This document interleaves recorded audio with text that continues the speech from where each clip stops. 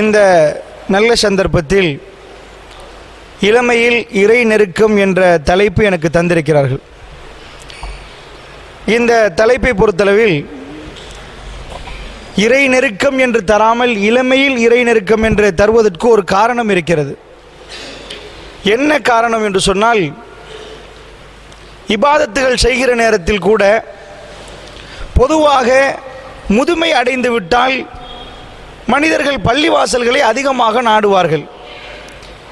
இளமை என்பது துடிக்கக்கூடிய ஒரு வயது. அந்த நேரத்தில் நிறைய அவர்கள் நினைப்பதையெல்லாம் சாதிப்பார்கள், நினைப்பதையெல்லாம் செய்வார்கள். இந்த மாதிரியான நேரத்தில் அவர்களுக்கு கெட்ட ஆசைகள், மிக மோசமான சிந்தனைகள் எல்லாம் அவருடைய கல்விகளுக்கு உருவாகிற நேரத்தில் எல்லாத்தையும் துறந்துவிட்டு அல்லாஹ்வின் பால் ஒரு இளைஞன் மீளுகிறான் என்று சொன்னால், அல்லாஹ்வின் பால் ஒருவன் திரும்புகிறான் என்று சொன்னால், உண்மையாக அல்லாஹ் ரப்புல் ஆலமீன் இடத்திலே அவனுக்கு ஒரு பெரிய மரியாதை இருப்பதாக நபிகள் நாயகம் ஸல்லல்லாஹு அலைஹி வஸல்லம் அவர்கள் சொல்கிறார்கள். அதாவது மறுமையில் 7 கூட்டத்துக்கு அல்லாஹ் நிழல் கொடுப்பான். கடுமையான அகோர வெயிலில் அல்லாஹ் சொல்லுவான், நீ ஏன்பா இந்த மாதிரி வெயிலில் நிற்கிற, வா அப்படின்னு அல்லாஹ் கூப்பிடுவான். அதுல ஒரு சாரார் யார் என்று சொன்னால், ஷாப்புன், ஒரு இளைஞன், அல்லாஹ்வை வணங்கக்கூடிய விஷயத்தில் வணக்க வழிபாடுகளில் அக்கறை செலுத்திய ஒரு இளைஞனை அல்லாஹ் கூப்பிடுவான். அந்த கூட்டத்தை, வா நீ உன்னுடைய இளமையில் என்னை வணங்கினாய், அதனால் உனக்கு நான் நிழல் தருகிறேன் என்று அல்லாஹ் கூப்பிடுகிறான். அல்லாஹ்வுடைய நல்லடியார்களே, உண்மையாக சொல்ல போனால் இந்த இளமை பருவத்தில் அல்லாஹ்வை நெருங்குவதை விட்டு நம்முடைய பிள்ளைகள், நம்முடைய இளைஞர்கள் காதலிகளை நெருங்குகிறார்கள், சொத்து செல்வங்களை நெருங்குகிறார்கள், நிறைய விஷயங்களை நெருங்குகிறார்கள்.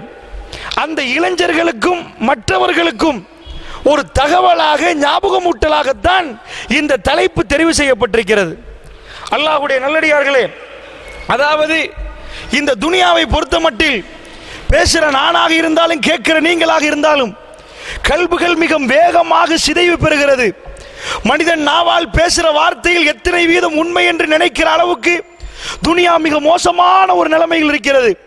அந்த மாதிரி நிலைமையில் அதிகம் அல்லாஹ்வை பற்றி, அல்லாஹ்வுடைய தூதரை பற்றி, அல்லாஹ்வுடைய இறை நெருக்கத்தை பற்றி, ரஹ்மானோடு நெருங்குவது எப்படி என்பதை பற்றி நாம் நிறைய கதைக்க வேண்டும், நிறைய கேட்க வேண்டும்.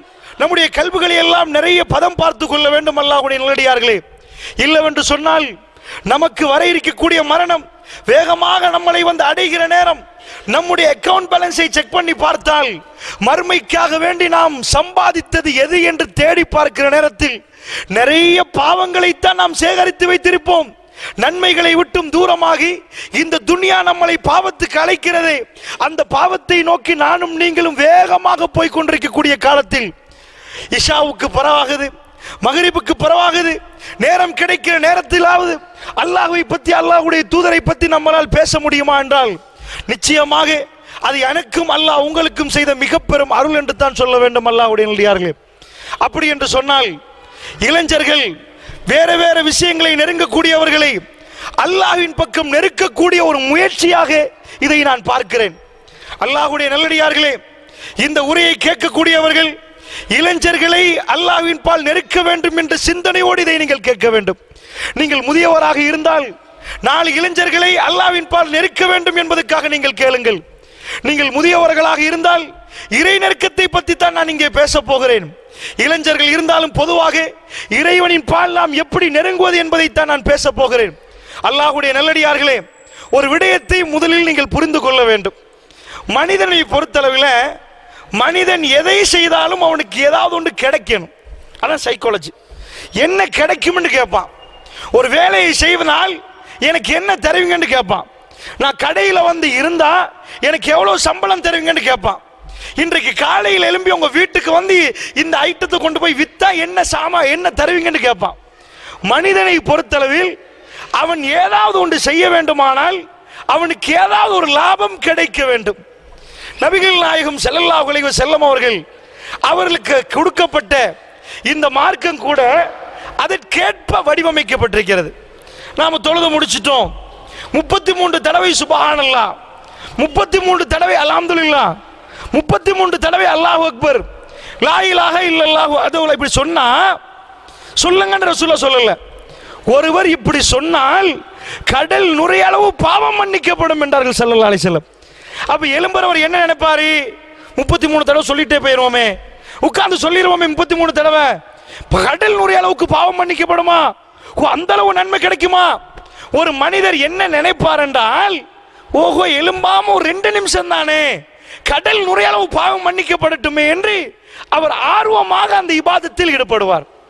அல்லாஹ்வுடைய நல்லடியார்களே, இஸ்லாத்தை பொறுத்தளவில் பெருமானார் ஸல்லல்லாஹு அலைஹி வஸல்லம் உரைகளை எல்லாம் நாம் தேடி பார்க்கிற நேரம் அதிகமான ஹதீஸ்களில் நாம் பாதியைத்தான் புரிந்திருக்கிறோம், மற்ற பாதியை விட்டுட்டோம்.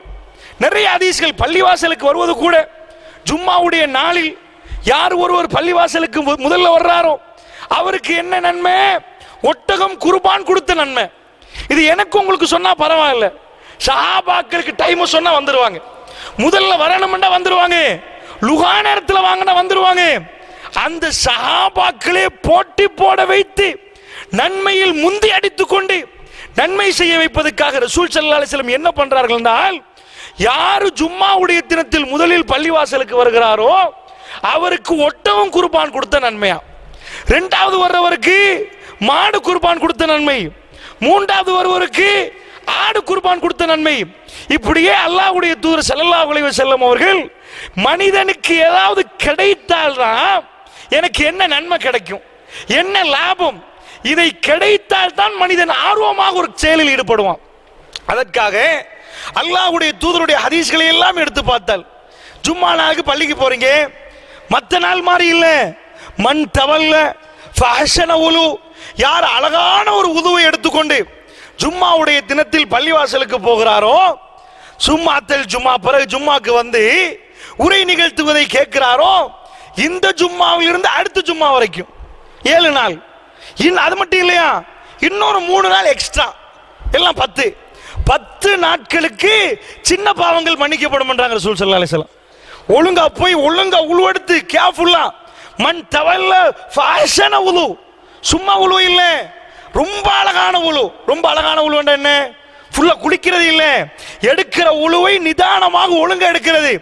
இப்படி உழுவை எடுத்து போய் பள்ளிவாசல் யாரோடும் பேசாமல் உரையை சரியாக கேட்டுக்கொண்டிருந்தால் 10 நாளைக்கு சின்ன சின்ன பாவத்தை எல்லாம் மன்னிக்கிறான். எவ்வளவு நடக்கும் கையால? இதெல்லாம் அல்லாஹ் போனஸா சொல்றாங்க ரசூல் ஸல்லல்லாஹு அலைஹி வஸல்லம். எக்ஸ்ட்ரா இப்படி எல்லாம் செஞ்சா இப்படி எல்லாம் கிடைக்கும். தொழுவுறதுக்கு வேற நன்மை, நோம்பு பிடிக்க வேற நன்மை, இப்படி நடந்துட்டு உதுவெடுத்துக்கு நடந்து போறியா அதுக்கு இவ்வளவு நன்மை, உதுவெடுத்துக்கு நடந்து போய் ஜமாத் தொழுவுறியா அதுக்கு இவ்வளவு நன்மை.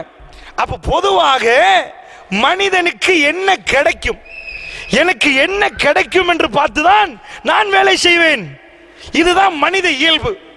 அப்ப அல்லாஹ் ரப்புல் ஆலமீனுடைய நெருக்கம் நமக்கு தேவை என்பதை இளைஞர்களாக இருந்தாலும் முதியவர்களாக இருந்தாலும் இந்த நெருக்கம் கிடைச்சா நமக்கு என்ன லாபம் என்று புரிந்தால்தான் இந்த நெருக்கத்தை நோக்கி நாம் விரைய ஆரம்பிப்போம். இந்த நெருக்கம் கிடைச்சா என்னன்னு எதுவுமே இல்லை மனசுல, ஒரு சும்மா நெருக்கம் சும்மாலான்னு போயிடுவான். அந்த நெருக்கம் கிடைச்சா நமக்கு என்ன நடக்கும், நம்முடைய மனசுல என்ன மாற்றம் நடக்கும், எங்க வீட்டில் என்ன அதிசயம் நடக்கும், இதை தெரிந்தால்தான் தேடி வந்து கேட்பான், இறைவனை நெருங்குறது எப்படி, என்ன சிக்கல் பண்ணலாம், என்ன பண்ணினா நெருங்கலாம், அதுக்கு ஏதாவது வழிமுறை சொல்லி தாருங்களேன் என்று இறைவனை நெருங்குவதற்கு ஒரு மனிதன் எப்பொழுது முற்படுவான் என்றால், இறைவனை நெருங்கினால் நமக்கு என்ன நன்மை என்று புரிந்தால்தான் அந்த மாதிரி செய்வான். அதனால் அல்லாஹ்வுடைய நல்லடியார்களே, இந்த குறுகிய நேரத்தில் இறைவனை நெருங்கினால், அல்லாஹ்வை நெருங்கினால் நமக்கு கிடைக்கிற நன்மைகளை சொல்லிவிட்டு அந்த நெருக்கத்தை உருவாக்குவது எப்படி, பெருமானார் எந்த வழியில் உருவாக்க சொன்னார்கள், அது எப்படி அந்த நெருக்கத்தை உருவாக்குவது என்பதை இந்த நேரத்தில் பார்க்கலாம்னு நினைக்கிறேன். அல்லாஹ்வுடைய நல்லடியார்களே, நபிகள் நாயகம் ஸல்லல்லாஹு அலைஹி வஸல்லம் அவர்கள் ஒரு நாள் பள்ளிவாசலில் இருக்கிறாங்க. ஸஹீஹுல் புகாரியில 602வது செய்தியாக இந்த செய்தி பதிவாகுது. நபிகள் நாயகம் ஸல்லல்லாஹு அலைஹி வஸல்லம் அவர்கள் அன்றைக்கு பார்க்கறாங்க, திண்ணை தொழில் ரொம்ப பசியில கடுமையான பட்டினியில் இருக்கிறாங்க. கிட்டத்தட்ட மதீனத்து பள்ளிவாசலுக்கு முன்னாடி முகடி இல்லாமல் அந்த முற்றவெளியில 70க்கு மேற்பட்ட தோழர்கள் அந்த முற்றவெளியில் நிற்பாங்க. அவர்களின் தலைவர் தான் அபூ ஹுரைரா ரலியல்லாஹு அவர்கள். ரசூல் ஸல்லல்லாஹு அலைஹி வஸல்லம் சொன்னார்கள், அன்றைக்கு பசியில் உள்ள அஹ்லு சுஃபாக்களை பார்த்து, யாரிடமாவது 2 பேருக்கு சாப்பாடு இருந்தால் மூன்றாவதாக இவர்கள் ஒரு ஆளை கூட்டி போங்க, அல்லாஹ் உங்களுக்கு பரக்கத் செய்வான். யாருக்காவது 4 பேருக்கு சாப்பாடு இருந்தா 5வது 6வதாக இவங்களை கூட்டிட்டு போங்க. இப்படி என்று பெருமானார் ஸல்லல்லாஹு அலைஹி வஸல்லம் சொல்ல, சஹாபாக்கள் அவங்கள்ட்ட உள்ள உணவை கணக்கு போட்டு ஒவ்வொரு ஆளையும் எடுத்துட்டு போயிட்டாங்க. பெருமானார் ஸல்லல்லாஹு அலைஹி வஸல்லம் 10 பேரை கூட்டி போறாங்க வீட்டுக்கு. அன்னைக்கு அல்லாஹ்வுடைய தூதர் வீட்டில் சாப்பாடு இருந்துச்சு. 10 பேரை கூட்டி போற நேரம் அபூபக்கர் ரலியல்லாஹு அன்ஹு அவர்கள் 3 பேரை கூட்டிட்டு போறாங்க. 3 பேரை கணக்கு போடணும். அதாவது 3வது ஆள் இல்ல, அவரோட சேர்த்து இன்னொரு 3 பேர், எல்லாம் 4 பேர். அப்ப வீட்டில் உள்ள சாப்பாடுல இவங்க 3 பேருக்கும் கணக்கு போட்டு பாக்குறாங்க. 5 பேருக்கு சாப்பாடு இருந்தா 8 பேரை 3 பேர் கூட்டி போலாம் கூடுதலாக. அப்ப நபிகள் நாயகம் ஸல்லல்லாஹு அலைஹி வஸல்லம் சொல்லிட்டாங்களா, வீட்டில் அந்த அளவு பெரிய சாப்பாடு இல்லை. இவர் கூட்டி போயிட்டார். கூட்டி போய் வீட்டில் போய் அவங்க 3 பேரையும் கொடுத்து விட்டுட்டு மகனை கூப்பிடுற, அப்துல் ரஹ்மான் சாப்பாடு கொடுத்துடணும் இவங்களுக்கு, நான் கொஞ்சம் போயிட்டு வானே.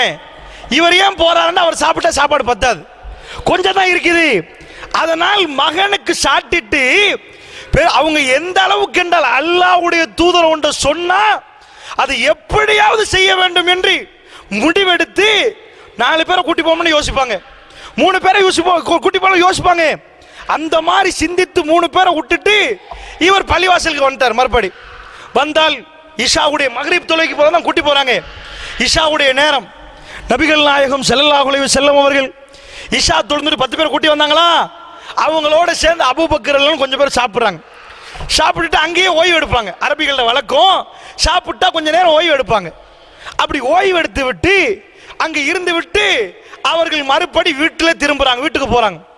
வீட்டுக்கு போனா என்ன சொல்லிட்டு வந்தாங்க, விருந்தாளிகளை கவனிக்கணும், அவங்க சாப்பாடு முடிஞ்சு ஓய்வு எடுக்கிறதுக்கு விடுங்கன்னு சொல்லிட்டு வந்த ஒரு போன உடனே சொக்காய் நிக்கிறாங்க. ஏண்டா விருந்தாளிகளுக்கு சாப்பாடு வைக்கப்படல. போய் கேட்கிறாங்க, என்ன கூப்பிடுறாங்க மனைவியே, இன்னும் நீங்க சாப்பாடு வைக்கலையா? இல்ல அவங்க சாப்பிட ஏலான்றாங்க, அவங்களுக்கு சாப்பிட முடியாதா, நீங்க இல்லாம அவங்க சாப்பிட மாட்டாங்களாம்.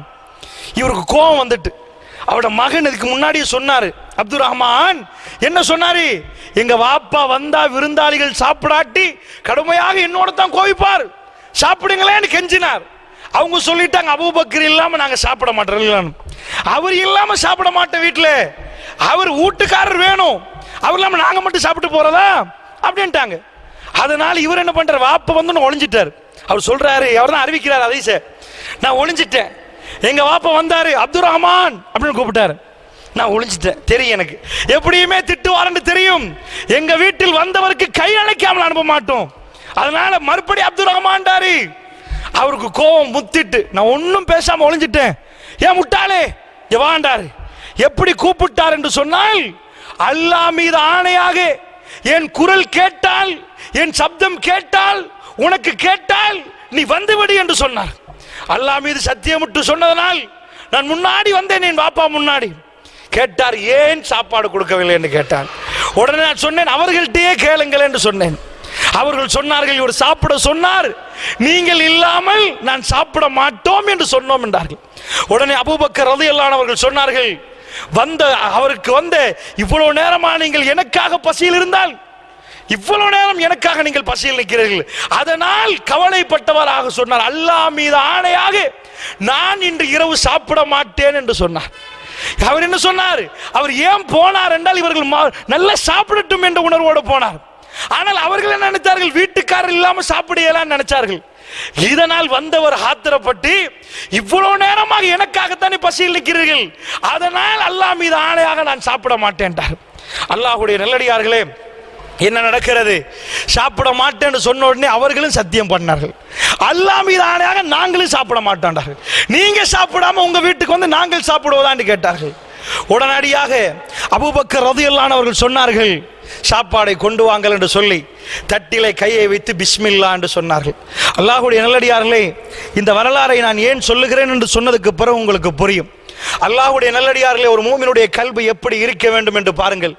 தட்டிலே கையை வைத்து சொன்னார்கள் பிஸ்மில்லா என்று சொல்லிவிட்டு, இந்த வல்லாஹி அல்லாஹ் மீது நான் சத்தியமிட்டது, இது ஷைத்தானுடைய தூண்டுதலால் நான் செய்தது என்று நினைக்கிறேன் என்றார்கள். இது நான் அவசரப்பட்டு சொல்லிவிட்டேன், ஷைத்தான் என்னை தூண்டி விட்டான் என்று சொல்லி பிஸ்மில்லாஹ் கையில் வைத்து கையை அந்த சாப்பாடு தட்டிலே கையை வைத்தார்கள். ஏனென்றால் விருந்தாளிகளை கண்ணியப்படுத்துவது ஈமானில் மிக முக்கியமான அம்சம். மன் கான யுமினு பில்லாஹி வல் யௌமில் ஆகிர் ஃபல்யுக்ரிம் தைஃபஹு. யார் அல்லாஹ்வை மறுமையை நம்புகிறார்களோ அவர்கள் விருந்தாளியை சங்கைப்படுத்தட்டும் என்று ரசூல் ஸல்லல்லாஹு அலைஹி வஸல்லம் சொன்னார்கள். உடனடியாக வைத்து சாப்பாடை எடுத்து நான் சாப்பிடுகிறேன், அப்பொழுது நீங்கள் சாப்பிடுவீங்க தானே, அப்படியே இறங்கி விட்டார் அபூபக்கர் ரலியல்லாஹு அன்ஹு அவர்கள். சாப்பாடை எடுத்து சாப்பிடுகிற நேரம் ஆச்சரியம். எடுத்து ஒரு புடியை எடுக்கிறார், அடியில் இருந்து வல்லாஹி அடியில் இருந்து சாப்பாடு பெருகிக் கொண்டே வருகிறது. தன்னுடைய மனைவியை கூப்பிடுகிறார். தன்னுடைய மனைவியை கூப்பிட்டு சொன்னார், என்ன நடக்கிறது என்று பாருங்கள். எல்லோரும் பார்க்கிறார்கள், வீட்டுள்ள எல்லோரும் பார்க்கிறார்கள். சஹீஹுல் புகாரியிலே 602வது செய்தி. எடுக்கிற நேரத்திலே சாப்பாடு பல மடங்காக பெருகிக் கொண்டு வருகிறது. அவர்கள் வந்து சொன்னார்கள், கண் குளிர்ச்சி எனக்கு உண்டாக்குறது, நான் வைத்ததை விட 3 மடங்காக பெருகி இருக்கிறது என்று சொன்னார்கள். உடனடியாக மாமூராக சாப்பிட்டு விட்டு சாப்பாடிலே ஒரு பகுதியை ரசூலுல்லாஹ்வுக்கு அனுப்பி வைத்தார்கள். பெருமானார் சாப்பிட்டு முடித்து விட்டார்கள். சாப்பாடு அப்படியே இருந்தது. அபூபக்கர் அப்துர் ரஹ்மான் அவர்கள் சொல்றாங்க, சாப்பாடு அப்படியே இருந்தது. பள்ளிவாசலை ரசூலுல்லாஹ்வுடைய வீட்டில் கொண்டு போய் கொடுத்தார்கள். அப்படியே இருக்க காலையிலே ரசூல் ஸல்லல்லாஹு அலைஹி வஸல்லமோடு ஒப்பந்தம் நடத்திய ஒரு கூட்டம் வந்தார்கள். அன்றைக்கு தான் ஒப்பந்தத்தை முறிக்கிற நாள், தவணையை முறிக்கிற நாள். வந்தால் தவணையை முறித்து விட்டார்கள். முறித்தால் 12 நபர்களாக நாங்கள் கூட்டத்தை போட்டோம். 12 பேரை தலைவராக்கினோம். 12 பேருக்கு பின்னாடி ஒரு கூட்டத்தை போட்டோம். அல்லாஹ் மீது ஆணையாக அப்துர் ரஹ்மான் ரலியல்லாஹு அன்ஹு சொல்றார்கள், அல்லாஹ் மீது ஆணையாக ஒவ்வொரு தலைவருக்கு பின்னாடி எத்தனை பேர் இருந்தார் என்று நான் எண்ணவில்லை. வல்லாஹி எனக்கு தெரியாது. அந்த கொடுத்த சாப்பாடு, இரவில் கொடுத்த சாப்பாடு காலையில் அப்படி இருந்தது. அந்த 12 கூட்டத்துக்கும் அந்த சாப்பாடை கொடுத்தார்கள். கொடுத்தால் எல்லோரும் சாப்பிட்டார்கள். வல்லாஹி அந்த சாப்பாடு சாப்பிடுவதை நான் கண்களால் பார்த்தேன் என்று சொல்கிறார். அல்லாஹ்வுடைய நல்லடியார்களே, ஏன் இந்த செய்தியோடு நான் ஆரம்பிக்கிறேன் என்று சொன்னால் உங்கள் கவனத்துக்கு கொண்டு வருகிறேன். அல்லாஹ்வுடைய நல்லடியார்களே, அல்லாஹ்வுடைய நெருக்கம் வந்தால் நனையாபுரத்திலிருந்து அல்லாஹ் ரிஸ்க் கொடுப்பான் என்று நம்புறோமே, அந்த நம்பிக்கைக்கு கண்கூடாக வந்த தோழர்களும் அபூபக்கர் சித்திக் ரலியல்லாஹு அன்ஹு அவர்களும் அந்த வீட்டிலே கண்கூடாக பார்த்தார்கள். அல்லாஹ் ரப்புல் ஆலமீன் அந்த ரிஸ்கை நனையாபுரத்திலிருந்து கொடுப்பதாக அல்லாஹ் சொல்லுகிறான். எந்த அடியானை அல்லாஹ் நேசிக்கிறானோ அந்த அடியானுக்கு நனையாபுரத்திலிருந்து அல்லாஹ் ரிஸ்கை கொடுப்பான். எந்த அடியானை நன்றாக ஒன்றை புரிந்து கொள்ள வேண்டும் அல்லாஹ்வுடைய நல்லடியார்களே, ஒருவர் ஆகோ ஓகோண்டு பறக்கிறார், அதற்காக அல்லாஹ் அவரை நேசித்து விட்டான் என்று தப்பு கணக்கு போட்டுறாதீங்க. பார்த்திருப்பீங்க, சில மனிதர்களை அல்லாஹ் தூக்கி வைப்பான். ஏனால் தூக்கினாதான் கீழே அறுத்துட்டா கீழே உரமா விழுவான். லேசா உழுறனை விட மேல் மாடியிலிருந்து ஒருத்தனை போட்டாதான் வேகமா தலைப்படும். அல்லாஹ்வுடைய நல்லடியார்களே, சில மனிதர்களை நீங்கள் பார்த்திருப்பீர்கள், அவர்கள் ஆடின ஆட்டம் அப்படிப்பட்ட ஆட்டம். தூத்தில் முல்க மன் தஷா வ தன்ஜில் முல்க மிம்மன் தஷா வ துஇஸ்ஸு மன் தஷா வ துஸில்லு மன் தஷா. சில மனிதர்களை அல்லாஹ் அவர்களை கண்ணியப்படுத்துகிறான். சில மனிதர்களுக்கு அல்லாஹ் ஆட்சியை கொடுக்கிறான். சில மனிதர்கள்ட்ட இருந்து அல்லாஹ் ஆட்சியை பறிக்கிறான். சிலர்களுக்கு கண்ணியத்தை கொடுக்கிறான், சிலர்கள்ட்ட கண்ணியத்தை எடுக்கிறான். எல்லாம் அவன் கையிலே. அல்லாஹ்வுடைய நல்லடியார்களே, முன்னாள் அதிபரை பற்றி நீங்கள் பார்த்திருப்பீர்கள். ஜனாதிபதி தேர்தலுக்கு நிற்பதற்கு முன்னாடி அவர் எப்படி பேசினார், எந்த மாதிரி ஆடினார், எந்த நிலைமையில் நின்றார். இந்த நாட்டில் அவரை விட்டால் ஆளை இல்லை என்று சொல்லுகிற அளவுக்கு இந்த நாட்டில் கொடி கட்டி பறந்தார். சில பேர் சிந்திப்பார்கள், இப்படியெல்லாம் அக்கிரமம் பண்ணிக்கொண்டு ஒவ்வொரு நாளும் முன்னேறி கொண்டே போகிறானே, இவ்வளவு பிரம்மாண்டமான சல்லியை அடித்து அங்க வீடு இங்க வீடு அங்க ஹோட்டல் என்று கட்டுகிறானே, அல்லாவே உனக்கே பொறுப்பு சாட்டுகிறோம் என்று சாட்டினவர்கள் இருப்பீர்கள். அல்லாஹ்வுடைய நல்லடியார்களே, அல்லாஹ் ஏன் இவ்வளவு சொத்துக்களை கொடுத்தான் தெரியுமா? எல்லாத்தையும் கொடுத்து அவ்வளவு சொத்தோடு செல்வத்தோடு ஆடம்பரத்தோடு கௌரவத்தோடு வாழுகிற நேரம் அவனை கொண்டு வந்து நடு சந்தியில் நிப்பாட்டினால் இதுதான் ஆகப்பெரிய வேதனை. ஒரு மனிதனுக்கு எவ்வளவு சந்தோஷம் கிடைத்ததோ அந்த அளவுக்கு கவலை வரும். அல்லாஹ்வுடைய நல்லடியார்களே, அந்த சந்தோஷம் எடுபட்டால் சிரித்தவன் எவ்வளவு சிரித்தானோ அந்த சிரிப்பை அல்லாஹ் எடுத்தால் அவ்வளவு அழுவான். கொஞ்சம் சிரித்தவன் கொஞ்சம் தான் அழுவான், அதிகமாக சிரித்தவன் அதிகமாக அழுவான். அல்லாஹ்வுடைய நல்லடியார்களே, அதனால் நன்றாக புரிந்து கொள்ளுங்கள், அல்லாஹ் ரப்புல் ஆலமீன் ஒருவருக்கு கொடுப்பதனாலேயோ எடுப்பதனாலே இறை நெருக்கத்தை புரிந்து கொள்ள முடியாது. ஆனால் நினையாப்புறத்தில் இருந்து நினைக்காத நேரத்தில் அல்லாஹ் எனக்கும் உங்களுக்கும் உதவி செய்வான். அல்லாஹ்வுடைய நல்லடியார்களே, நானும் நீங்களும் வீடுகளில் இருந்து சிந்தித்து பார்த்தால், எங்களுடைய வாழ்க்கையை சிந்தித்து பார்த்தால், நினையாப்புறத்திலிருந்து அல்லாஹ்வுடைய உதவிகள் வந்ததை எனக்கும் உங்களுக்கும் உணர்ந்து கொள்ள முடியும். அல்லாஹ்வுடைய நல்லடியார்களே, அப்படி என்றா கொஞ்சம் சிந்திச்சு பாருங்க. இந்த ஹதீஸ்ல இந்த செய்தியை நாம் பார்க்கிறோம். அல்லாஹ் ஏன் இந்த மாதிரி உணவை பெருக்கி கொடுத்தான்? ஒரு 10 ரொட்டிக்கு 20 ரொட்டி ஆல்ரெடி சல்லியை கொடுக்கலாம் தானே. அல்லாஹ் அபூபக்கர் அவர்களோட நேசத்தை காட்டுறான். அபூபக்கரே, எல்லாருக்கும் 20 ரொட்டி கிடைக்கும், உன் வீட்டில் 5 தான், 5 10 உன் கண்ணு முன்னாடி காட்டுறோம் பாரு, நான் தான் உன் இறைவன், நீ எனக்கு என்னை நம்பி இருக்கிறாய், எனக்காக அத்தனையும் கொடுத்தாய், இன்றைக்கு 3 பேரை கூட்டி வந்தாய், வீட்டில் சாப்பாடு இல்லாம, உன் எஜமானன் கொடுப்பான் என்பதை நிரூபித்து காட்ட, இறைவன் இருக்கிறான் என்பதை நிரூபித்து காட்ட, இறை நெருக்கத்தை அவர் கல்வியில உணர வைக்க அல்லாஹ் ரப்புல் ஆலமீன் இப்படியான ஏற்பாடுகளை செய்திருக்கிறான். அதனால அல்லாஹ்வுடைய நெருக்கத்தை நாம் பெற்றால் சோதனை வராம இருக்காது, வாழ்க்கையில பிரச்சனை வரும். ஆனா ஒவ்வொரு பிரச்சனையிலும் அல்லாஹ் நமக்கு உதவி செய்து கொண்டே இருப்பான். பிரச்சனை வர்ற நேரத்தில் எல்லாம் கண் கலங்கும். அல்லாஹ்வுடைய உதவி நினையாப்புறத்திலிருந்து வந்து கொண்டே இருக்கும். அந்த உதவிகள் பெற வேண்டுமா? ஒரு நாள் உங்கள் பிள்ளை ஆஸ்பத்திரிக்கு வேகமாக எடுத்து போக வேண்டி வரும், அவசரமான நோய், அவசர சிகிச்சைக்கு எடுத்து போய் வேண்டி வரும். அல்லாஹ் ரப்புல் ஆலமீன், நீங்க அழுது கொண்டே இருப்பீர்கள். அந்த நேரத்தில் உடைய உதவி கண் கூடாக நீங்கள் பார்ப்பீர்கள். இந்த உலகத்தில் நீங்க நினைச்சே பார்க்காத விதத்தில் அல்லாஹ் உங்க குழந்தையை காப்பாற்றுவதற்கு அந்த இடத்தில் உங்களுக்கு உதவி செய்திருப்பான். வாழ்க்கையில் ஒவ்வொரு நாளும் ஒவ்வொரு நிமிடமும் அல்லாஹ்வுடைய உதவியை கண்கூடாக பார்த்தவர்கள் இருப்பீர்கள். அல்லாஹ்வுடைய நல்லடியார்களே, அதுதான் இறை நெருக்கம். இந்த நெருக்கத்தோட வாழுகிற நேரம் பிசினஸ் லொஸ்ட் ஆகாதுன்னு யாருக்கும் சொல்ல இயலாது, வீட்டில் மையத்து உழாதுன்னு யாருக்கும் சொல்ல இயலாது. எல்லாம் நடக்கிற மாதிரி நடக்கும். ஆனால் அதைவிட வேகமாக அல்லாஹ்வுடைய உதவி வீட்டுக்கு வந்து சேரும். அல்லாஹ்வுடைய நல்லடியார்களே, நபிகள் நாயகம் ஸல்லல்லாஹு அலைஹி வஸல்லம் காலத்தில் பிறகு நடந்த ஒரு சம்பவத்தை சொல்கிறேன், கேளுங்கள். அதாவது உமர் ரலியல்லாஹு அவர்கள் ஆட்சியில் இருக்கிறார்கள். அவர்கள் ஆட்சியில் இருக்கிற நேரம் ஸஅத் பின் அபி வக்காஸ் ரலியல்லாஹு அவர்கள் என்ன பண்றாங்கன்னு சொன்னா, கூஃபாவில் ஆளுநராக நிற்கிறாங்க. அப்படி நிற்கிற நேரம் உமர் ரலியல்லாஹு அவர்கள் அவங்கள்ட்ட வந்து யாரும் கம்ப்ளைண்ட் பண்ணுவாங்க, ஆட்சி சரியில்லை, ஒழுங்கா நடத்துறாங்க இல்ல, பிரச்சனையை கம்ப்ளைண்ட் பண்ணுவாங்க. கூஃபாவில் இருந்து ஒரு கம்ப்ளைண்ட் வருகுது, ஸஅத் பின் அபி வக்காஸ் ஒழுங்கா தொழுவிக்கிறார் இல்ல, பள்ளிவாசல்ல ஒழுங்கா தொழுகை நடத்துது இல்ல. உடனே அவர் என்ன பண்ணிட்டாங்க, உமர் ரலியல்லாஹு அவர்கள் ஸஅத் பின் அபி வக்காஸை அழைப்பிச்சிட்டாங்க. விசாரிப்பதற்காக ஒரு மூத்த சஹாபி அவரை அழைப்பித்து விட்டு விசாரிக்கிறாங்க. என்னப்பா நடந்துச்சு, என்னாச்சு கேட்கிறார்கள்.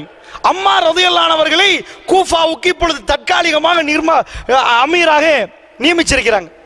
வந்து ஸஅத் பின் அபி வக்காஸ் கேட்கிறாங்க, என்ன நடந்துச்சு? அமீருல் முஃமினீன் அவர்களே, ரசூலுல்லாஹ் எப்படி தொழுவார்களோ அதை கூட்டாமல் குறைக்காமல் அப்படியே தொழுவிக்கிறேன். அமீருல் முஃமினீன் அவர்களே, இஷாவுக்கு 2 ரக்காத்து நீளமாக தொழுவிப்பேன், அடுத்த 2 ரக்காத்து சுருக்கமாக தொழுவிப்பேன். அமீருல் முஃமினீன் அவர்களே, இப்படித்தான் நான் தொழுவித்து வருகிறேன் என்று சொன்னார். உமர் பின் கத்தாப் ரலியல்லாஹு அன்ஹு சொன்னார்கள், மூமின்கள் இப்படித்தான் மூமின்களோட நல்லெண்ணம் வைப்பது. சொன்னார்கள், எனக்கு தெரியும் ஸஅத், நீ என்ன சொல்லுகிறாயோ அப்படித்தான் உன்னை பற்றி நானும் நினைத்திருக்கிறேன் ஸஅத். சொல்லிவிட்டு அல்லாஹ்வுடைய நல்லடியார்களே, இறை நெருக்கத்தை பாருங்கள். ஸஅத் ரலியல்லாஹு அன்ஹு அவர்களுடைய பிழையா சரியான நிரூபிக்கணுமா இல்லையா, அவர்கள் ஒரு கூட்டத்தோடு ஸஅத் ரலியல்லாஹு அன்ஹு அனுப்புறாங்க. கூஃபாவில் ஒவ்வொரு மஸ்ஜிதுக்கும் போங்க, ஒவ்வொரு மஸ்ஜிதுக்கும் போய் ஸஅதுடைய ஆளுநர், ஸஅத் ஆளுநராக நிற்கிறாரே ஸஅத் பின் அபி வக்காஸ், இவர் நேர்மையானவரா, ஒழுங்காக தொழுவிக்கிறாரா, இவர் எப்படி உங்களை ஆளுகிறார் என்று கேட்பதற்கு அவரோடு ஒரு கூட்டத்தை அனுப்புறார். இதுதான் நேர்மையான தலைவர். சுப்ஹானல்லாஹ். போனார்கள். போகிற நேரம் ஒவ்வொரு பள்ளி வாசல்லையும் என்ன சொன்னார்கள், இவர் நியாயமானவர், நேர்மையானவர், ஒழுங்கா நடப்பார். சொல்லுகிற நேரம் ஒரு குலத்தார், அபிசு குலத்தார் அந்த பள்ளிவாசலுக்கு போய்விட்டார்கள். போனால் உசாமத் இப்னு கத்தாதா என்று ஒருவர் இருக்கிறார், அபு ஸஅத் என்று சொல்லுவாங்க. பள்ளிவாசல்ல வந்து ஸஅத் ரலியல்லாஹு அன்ஹு குழு இருக்கிறாங்க. கேட்கிறார்கள், என்னப்பா இந்த ஸஅத் எப்படிப்பட்டவர், அமீருல் முஃமினீன் அனுப்பி வைத்திருக்கிறார், இவர் எப்படிப்பட்டவர் என்று கொஞ்சம் சொல்லுங்களேன்னு கேட்கிறார். உசாமா எழும்பார், எழுந்து விட்டு சொன்னார், அபூ ஸஅத் என்று சொல்ற உசாமா எழுந்து விட்டு சொன்னார், கேட்பதற்காக சொல்லுகிறேன் என்று சொன்னார். நீங்கள் கேட்கிறீங்களா? சொல்ல மாட்டேன். இப்படித்தான் நிறைய பேர் புறம் பேசுவாங்க. கேட்கறதுக்கு தான் சொல்றேன் தெரியுமா, அவன் அப்படி சொல்லி போட்டு சொல்லுவார்கள். அப்படிதான் இவன் இப்படிதான் கேட்கறதுக்கு சொல்றாங்களாம்.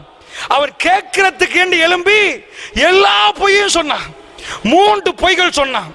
எழும்பி விட்டு சொன்னான், இவர் இருக்கிறாரே சஅத் பின் அபி வக்காஸ், அவர் ஏதாவது ஒரு பொருள் வந்தால் அவர் என்ன பண்ண மாட்டார், சமமாக பிரிக்கவே மாட்டார், மோசடி செய்வார். டைரக்டாக பார்த்து சொன்னான். அடுத்ததாக சொன்னான், இவருக்கு வழக்கு வந்தால் நீதமான தீர்ப்பை கொடுக்கவே மாட்டார். இவருக்கு தலைமைத்துவத்தில் ஒரு படையை இவருக்கு பின்னாடி அனுப்பினால் இவர் முன்னாடி படைக்கு என்றைக்கும் தலைமை வகித்து போகவே மாட்டார். சுத்த பொய்யை விட்டார். அல்லாஹ்வுடைய நல்லடியார்களே, ஆளுநர் நிற்பது, அமீருல் மோமின் அவர்கள் யார்? ரொம்ப நெருக்கமான தோழர், ரசூலுல்லாஹ்வுடைய சஹாபாக்கள், அவர்கள் மிக ஒத்துமையாக நிற்பவர். என்ன சொல்லியிருப்பார்? எனக்கே பேசுறியா, நான் யாரு தெரியுமா ஜனாதிபதியிட? நீ யாரு? ஒசாமா ஒன்ன தெரியுமா? நான் எப்பெல்லாம் யாரோடு இருக்கிறேன் தெரியுமா? ரசூலுல்லாஹ் காலத்துல உமருக்கு முன்னாடி இஸ்லாத்துக்கு வந்தவர்னா உனக்கு தெரியுமா? நீ என்னடா பேசுற?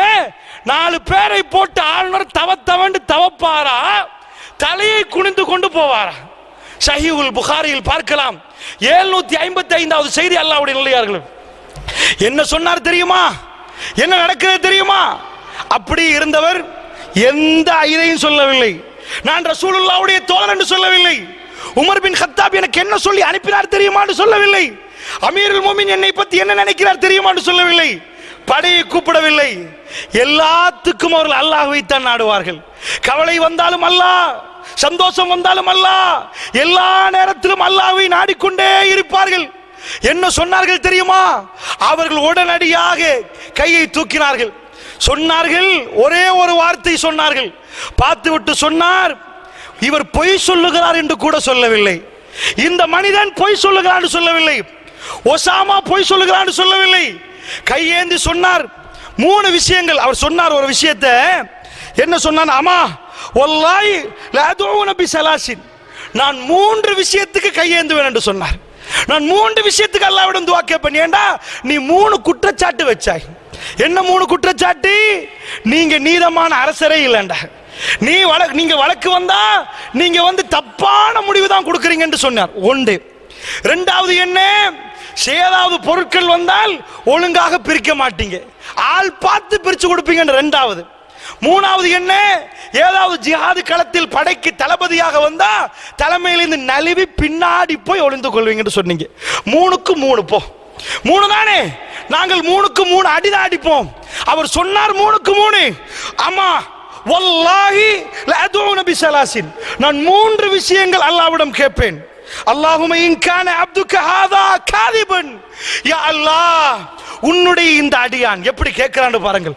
அல்லாஹும்ம இறைவா, யா அல்லாஹ் உன்னுடைய இன் கான அப்துக ஹாதா காதிபன், உன்னுடைய இந்த அடியான் உசாமா பொய் சொல்லுவதாக இருந்தால், சுபஹானல்லாஹ் எப்படி பக்குவம் பாருங்கள் பேச்சிலே.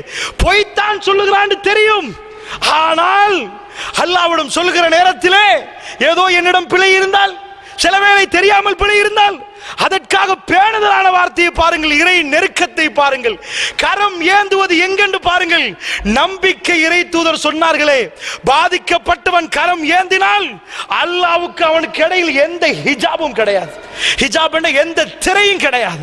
அல்லாஹ் நேரடியாக அந்த அடியானுக்கு உதவுவாண்டார்கள். ரசூல் ஸல்லல்லாஹு அலைஹி வஸல்லம் எப்படி கேட்டார் தெரியுமா?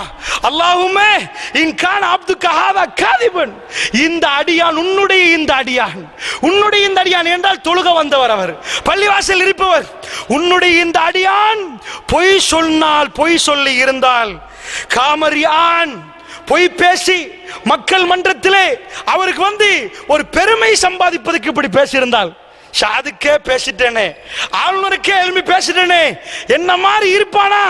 தைரியத்தை காட்டுவதற்கு மக்களுடைய ரியா, அதாவது முகஸ்துதி, மக்களிடம் பாராட்டு பெறுவதற்காக வேண்டி, இறைவா அவர் அப்படி பேசி இருந்தால் எனக்கு தெரியாது, அவர் அப்படி பேசி இருந்தால் என்ன செய்யவிடு, யா அல்லாஹ் அவருடைய வயதை நீளமாக்கி விடு யா அல்லாஹ், அவரை ரொம்ப நெடுங்காலமாக வாழ வைத்து விடியா அல்லாஹ்.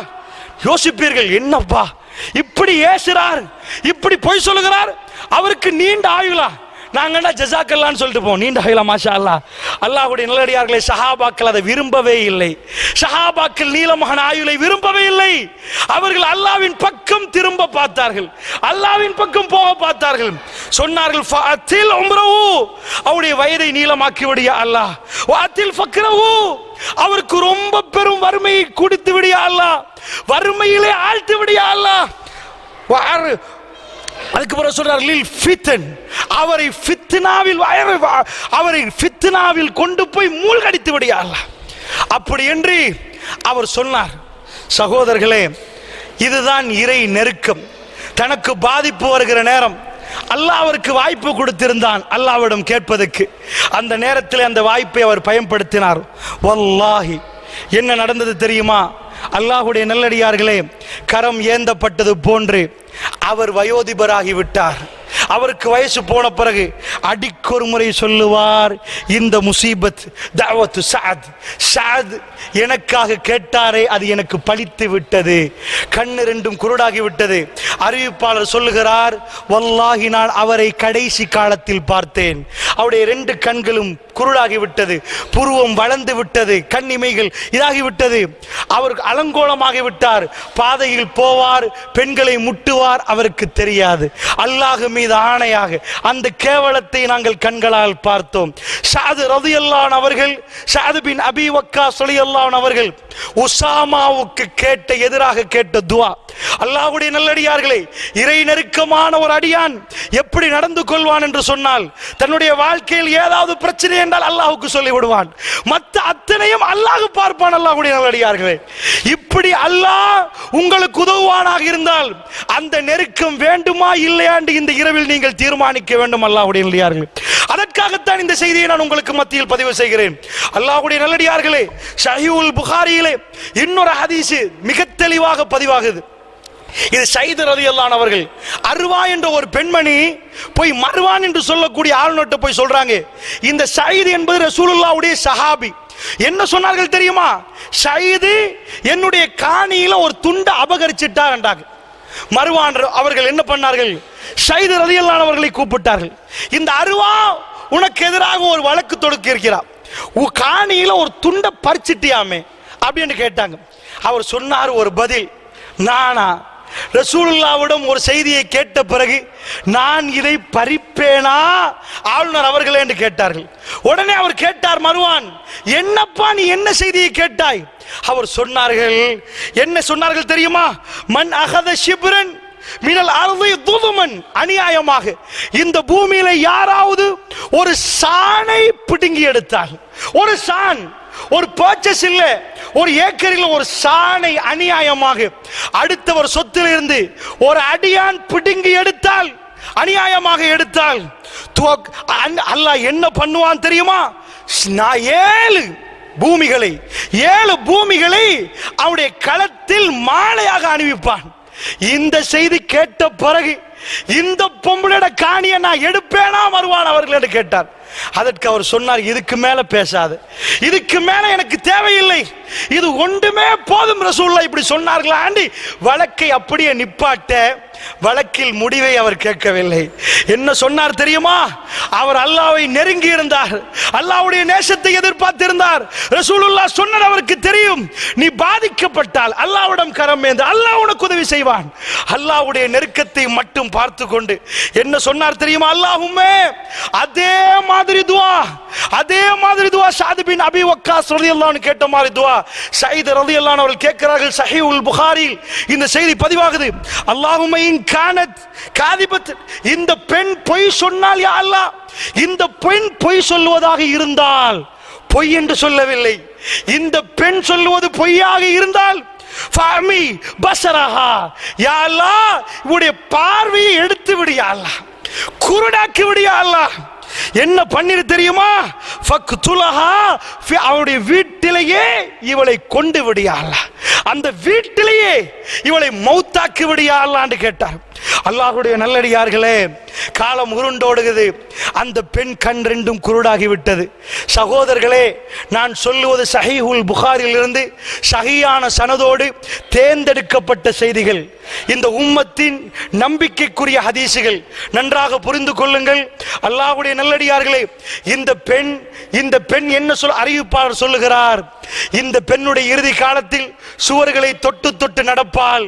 கண்கள் இரண்டும் குருடாகிவிட்டது. அடிக்கொரு முறை சொல்லுவாள், ஷஹீது எனக்கு கேட்ட துவா பலித்து விட்டது. சொல்லிக்கொண்டே ஒரு நாள் வீட்டிலே அங்கும் இங்குமாக திரிந்து கொண்டு வெளியிலே போகிற நேரம் பாலடைந்த ஒரு கிணறு அவருடைய தோட்டத்திலே, அந்த கிணத்திலேயே விழுந்து செத்து விட்டாள். அல்லாஹ்வுடைய நல்லடியார்களே, எந்த தோட்டத்தில் எந்த காணியில் ஷஹீத் அவர்கள் பறித்தார்கள் என்று அந்த பெண்மணி சொன்னாலோ அதே காணியில் அல்லாஹ் இறுதி மூச்சை எடுத்து விட்டான். அல்லாஹ்வுடைய நல்லடியார்களே, துஆவுக்கு அஞ்சு கொள்ளுங்கள். பாதிக்கப்பட்டவன் துஆ கேட்டால், அல்லாஹ்வுக்கு நெருக்கமான அடியானாக அவர் இருந்தால், அல்லாஹ் அவரை இருக்க கட்டி பிடித்து அவர் கேட்கக்கூடிய துஆக்களுக்கெல்லாம் அல்லாஹ் என்ன செய்வாண்டால் பதில் கொடுப்பான். அல்லாஹ்வுடைய நல்லடியார்களே, அதனால் சொல்லுகிறேன், இப்படி ஏராளமான செய்திகளை நம்ம பார்க்கலாம். எப்படி இறைவனை நெருங்குவது என்பதை சொல்வதற்கு முன்னாடி இன்னொரு செய்தியும் சொல்கிறேன். ஜாபிர் ரலியல்லாஹு அவர்கள், ஜாபிர் இப்னு அப்துல்லாஹ் ரலியல்லாஹு அவர்கள், அவங்களுடைய வாப்பா பேர் அப்துல்லா, கூப்பிடுகிறார். உஹது நாள் ராத்திரி மிக உருக்கமாக பேசுகிறார். என்ன சொன்னார் தெரியுமா? மூமினுடைய கல்புகளுக்கு அல்லாஹ் உதிக்க செய்வான் சில விஷயங்களை.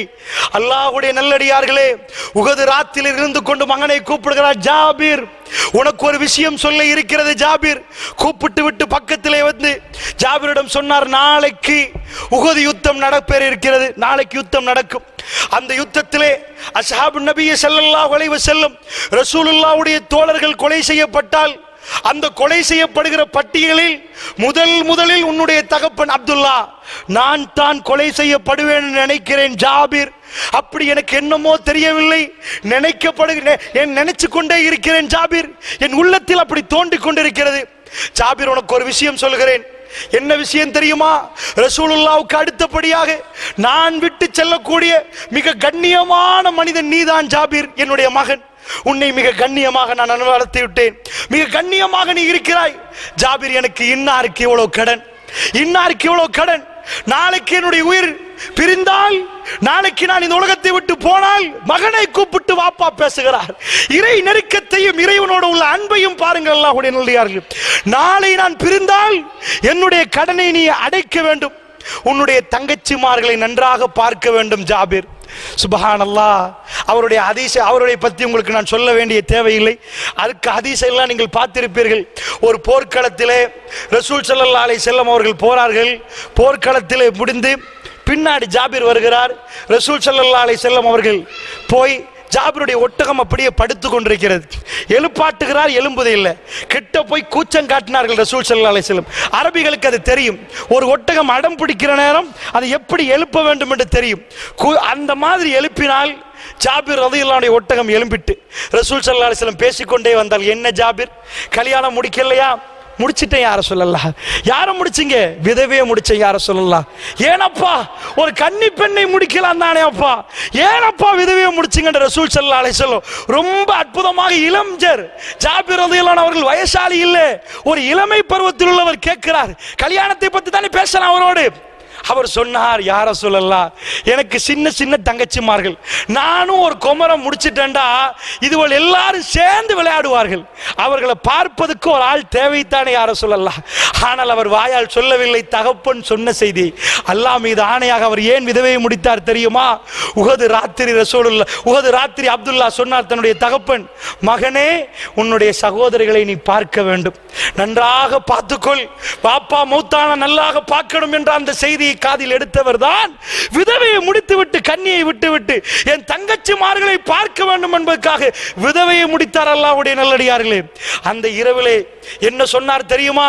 சொல்லிவிட்டு சொன்னார், எல்லாத்தையும் கண்களை முடித்து சகோதரியை நன்றாக, சகோதரிமார்களை நன்றாக பார்த்து விடு ஜாபிர் சொல்லிவிட்டார். காலையில் உதயமாகிறது. அல்லாஹ் நசீபாக்கப்பட்ட அந்த யுத்தம் உஹது மலையிலே அந்த யுத்தம் அரங்கேற ஆரம்பிக்கிறது. அல்லாஹ் மீது ஆணையாக யுத்தத்திலே முதலாக உயிர் பிரிகிறது அப்துல்லாஹ் ரலியல்லாஹு அன்ஹு அவர்கள். ஜாபிர் ரலியல்லாஹு அன்ஹுடைய வாப்பா அவருடைய கல்வியில் நேற்று இரவு உதித்த உதிப்பு. சஹாபாக்களில் கொலை செய்யப்படுகிற பட்டியலில் ஜாபிர் என்னுடைய மகனே, நான் முதலாவதாக இருப்பேன் என்று நான் உணர்கிறேன், என் எண்ணம் வந்து கொண்டே இருக்கிறது ஜாபிர் என்று சொன்னாரே. அல்லாஹ் மீது ஆணையாக சஹீஹுல் புகாரியில் இந்த செய்தியை பார்க்கலாம். சஹாபாக்கள் சொல்லுகிறார்கள், அப்துல்லா ரலியல்லாஹு அன்ஹு அவர்கள் ஜாபிருடைய வாப்பாதான் உஹது களத்தில் முதலில் கொலை செய்யப்பட்டவர். உஹது களத்தை பற்றி பேசுவதற்குரிய நேரம் இல்லை. இது அல்லாஹ்வுடைய நல்லடியார்களே, ரொம்ப டென்ஷனான நேரம். உஹது களத்திலே மிக டென்ஷனான நேரம். ரசூலுல்லாஹ்வுக்கு கிட்ட காஃபிர்கள் வந்த நேரம். ரசூலுல்லாஹ்வுடைய பல்லையின் நெற்றியையும் பதம் பார்த்த யுத்தம். மூர்ச்சையிட்டு ரசூலுல்லாஹ் கீழே விழுகிற யுத்தம். சஹாபாக்கள் மிக வேகமாக போராடுகிற யுத்தம். அல்லாஹ்வுடைய நல்லடியார்களே, அந்த யுத்தத்திலே இறுதியிலே கபரை தோண்டினால் அந்த இரத்தத்தோடையே ரசூல் ஸல்லல்லாஹு அலைஹி வஸல்லம் அவர்கள் வேகமாக ஒரே கஃனில் 2 பேரை போடுவார்கள். அப்படியே கபரை தோண்டுவார்கள். 2 3 என்று கபர்களில் அடக்கம் செய்யப்பட்டார்கள். ஜனாசா தொழுவிக்கப்படவில்லை. அல்லாஹ்வுடைய நல்லடியார்களே, யார் ஜனாசா அந்த நேரத்திலே பலர்களுக்கு ஜனாசா தொழுவிக்கப்படவில்லை. 70 அதாவது 8 வருடங்களுக்கு பிறகு ரசூல் ஸல்லல்லாஹு அலைஹி வஸல்லம் அவர்கள் மௌத்தாகுவதற்கு கொஞ்ச நாட்கள் எஞ்சிருக்கிற நேரம் தான் ரசூலுல்லாஹ் உஹதுக்கு வருவார்கள். வந்துவிட்டு ஜனாசா தொழுவிப்பார்கள். ஸல்லல்லாஹு அலைஹி வஸல்லம் அவர்கள் சஹாபாக்கள் சொன்னார்கள், ரசூலுல்லாஹ் எங்களை விட்டு பிரிவது போன்று இருக்கிறது இந்த தொழுகை. வல்லாஹி ரசூலுல்லாஹ் பிரிய போகிறார்கள். அதற்காகத்தான் அந்த ஜனாசா 8 வருடங்களுக்கு பிறகு தலையிலே ஒரு புடவையை கட்டினார்கள். இறுக கட்டி தண்ணியை ஊத்தினார்கள். உஹது மக்களுக்கு நான் தொழுவிக்கவில்லை, உஹதில் கொலை செய்யப்பட்டவர்களுக்கு என்னுடைய ஜனாசா தொழுகை கிடைக்க வேண்டும் என்பதற்காக அந்த பாக்கியை நிறைவேற்றினார்கள். சகோதரர்களே, நான் சொல்ல வந்த செய்தி என்ன தெரியுமா? அப்துல்லா அவர்கள் அந்த யுத்தத்திலே மௌத்தாகி விட்டார்கள், ஷஹீதாக்கி விட்டார்கள். ஜாபிர் ரலியல்லாஹு அன்ஹு அவர்கள் அந்த யுத்தத்திலே கபர்களில் 2 3 என்று போடப்பட்ட காரணத்தினால் அப்துல்லா அவர்களும் இன்னொருவரும் சேர்ந்துமே அடக்கம் செய்யப்பட்டார்கள். ஜாபிர் ரலியல்லாஹு அன்ஹு அவர்கள் தான் அடக்கினார்கள். ஆனால் அடக்கிவிட்டு போன பிறகு அவருடைய கல்விலே நிம்மதி இல்லை. என் வாப்பாவை தனியாக ஒரு கபரில் அடக்கணுமே, தனியாக அடக்கணுமே, இருவரோடு சேர்ந்து அடக்கிவிட்டோமே. அவருக்கு அந்த டென்ஷனில் புரியவில்லை. சகோதரர்களே, ஹதீஸில் வருகிறது, சஹீஹுல் புகாரியில் 6 மாதங்கள் கழிய அவர் போகிறார், கபரை தோண்டுகிறார், ஜனாசாவை வெளியே எடுக்கிறார். அல்லாஹ்வுடைய நல்லடியார்களே, அவர் சொல்லுகிறார், வல்லாஹி கொஞ்ச நேரத்துக்கு முன்னாடி ஒருவர் மரணித்தால் அவரை அடக்கினால் எப்படி இருப்பாரோ என் தகப்பனாரை நான் அப்படியே பார்த்தேன். அவருடைய காது மட்டும் சிதைந்திருந்தது.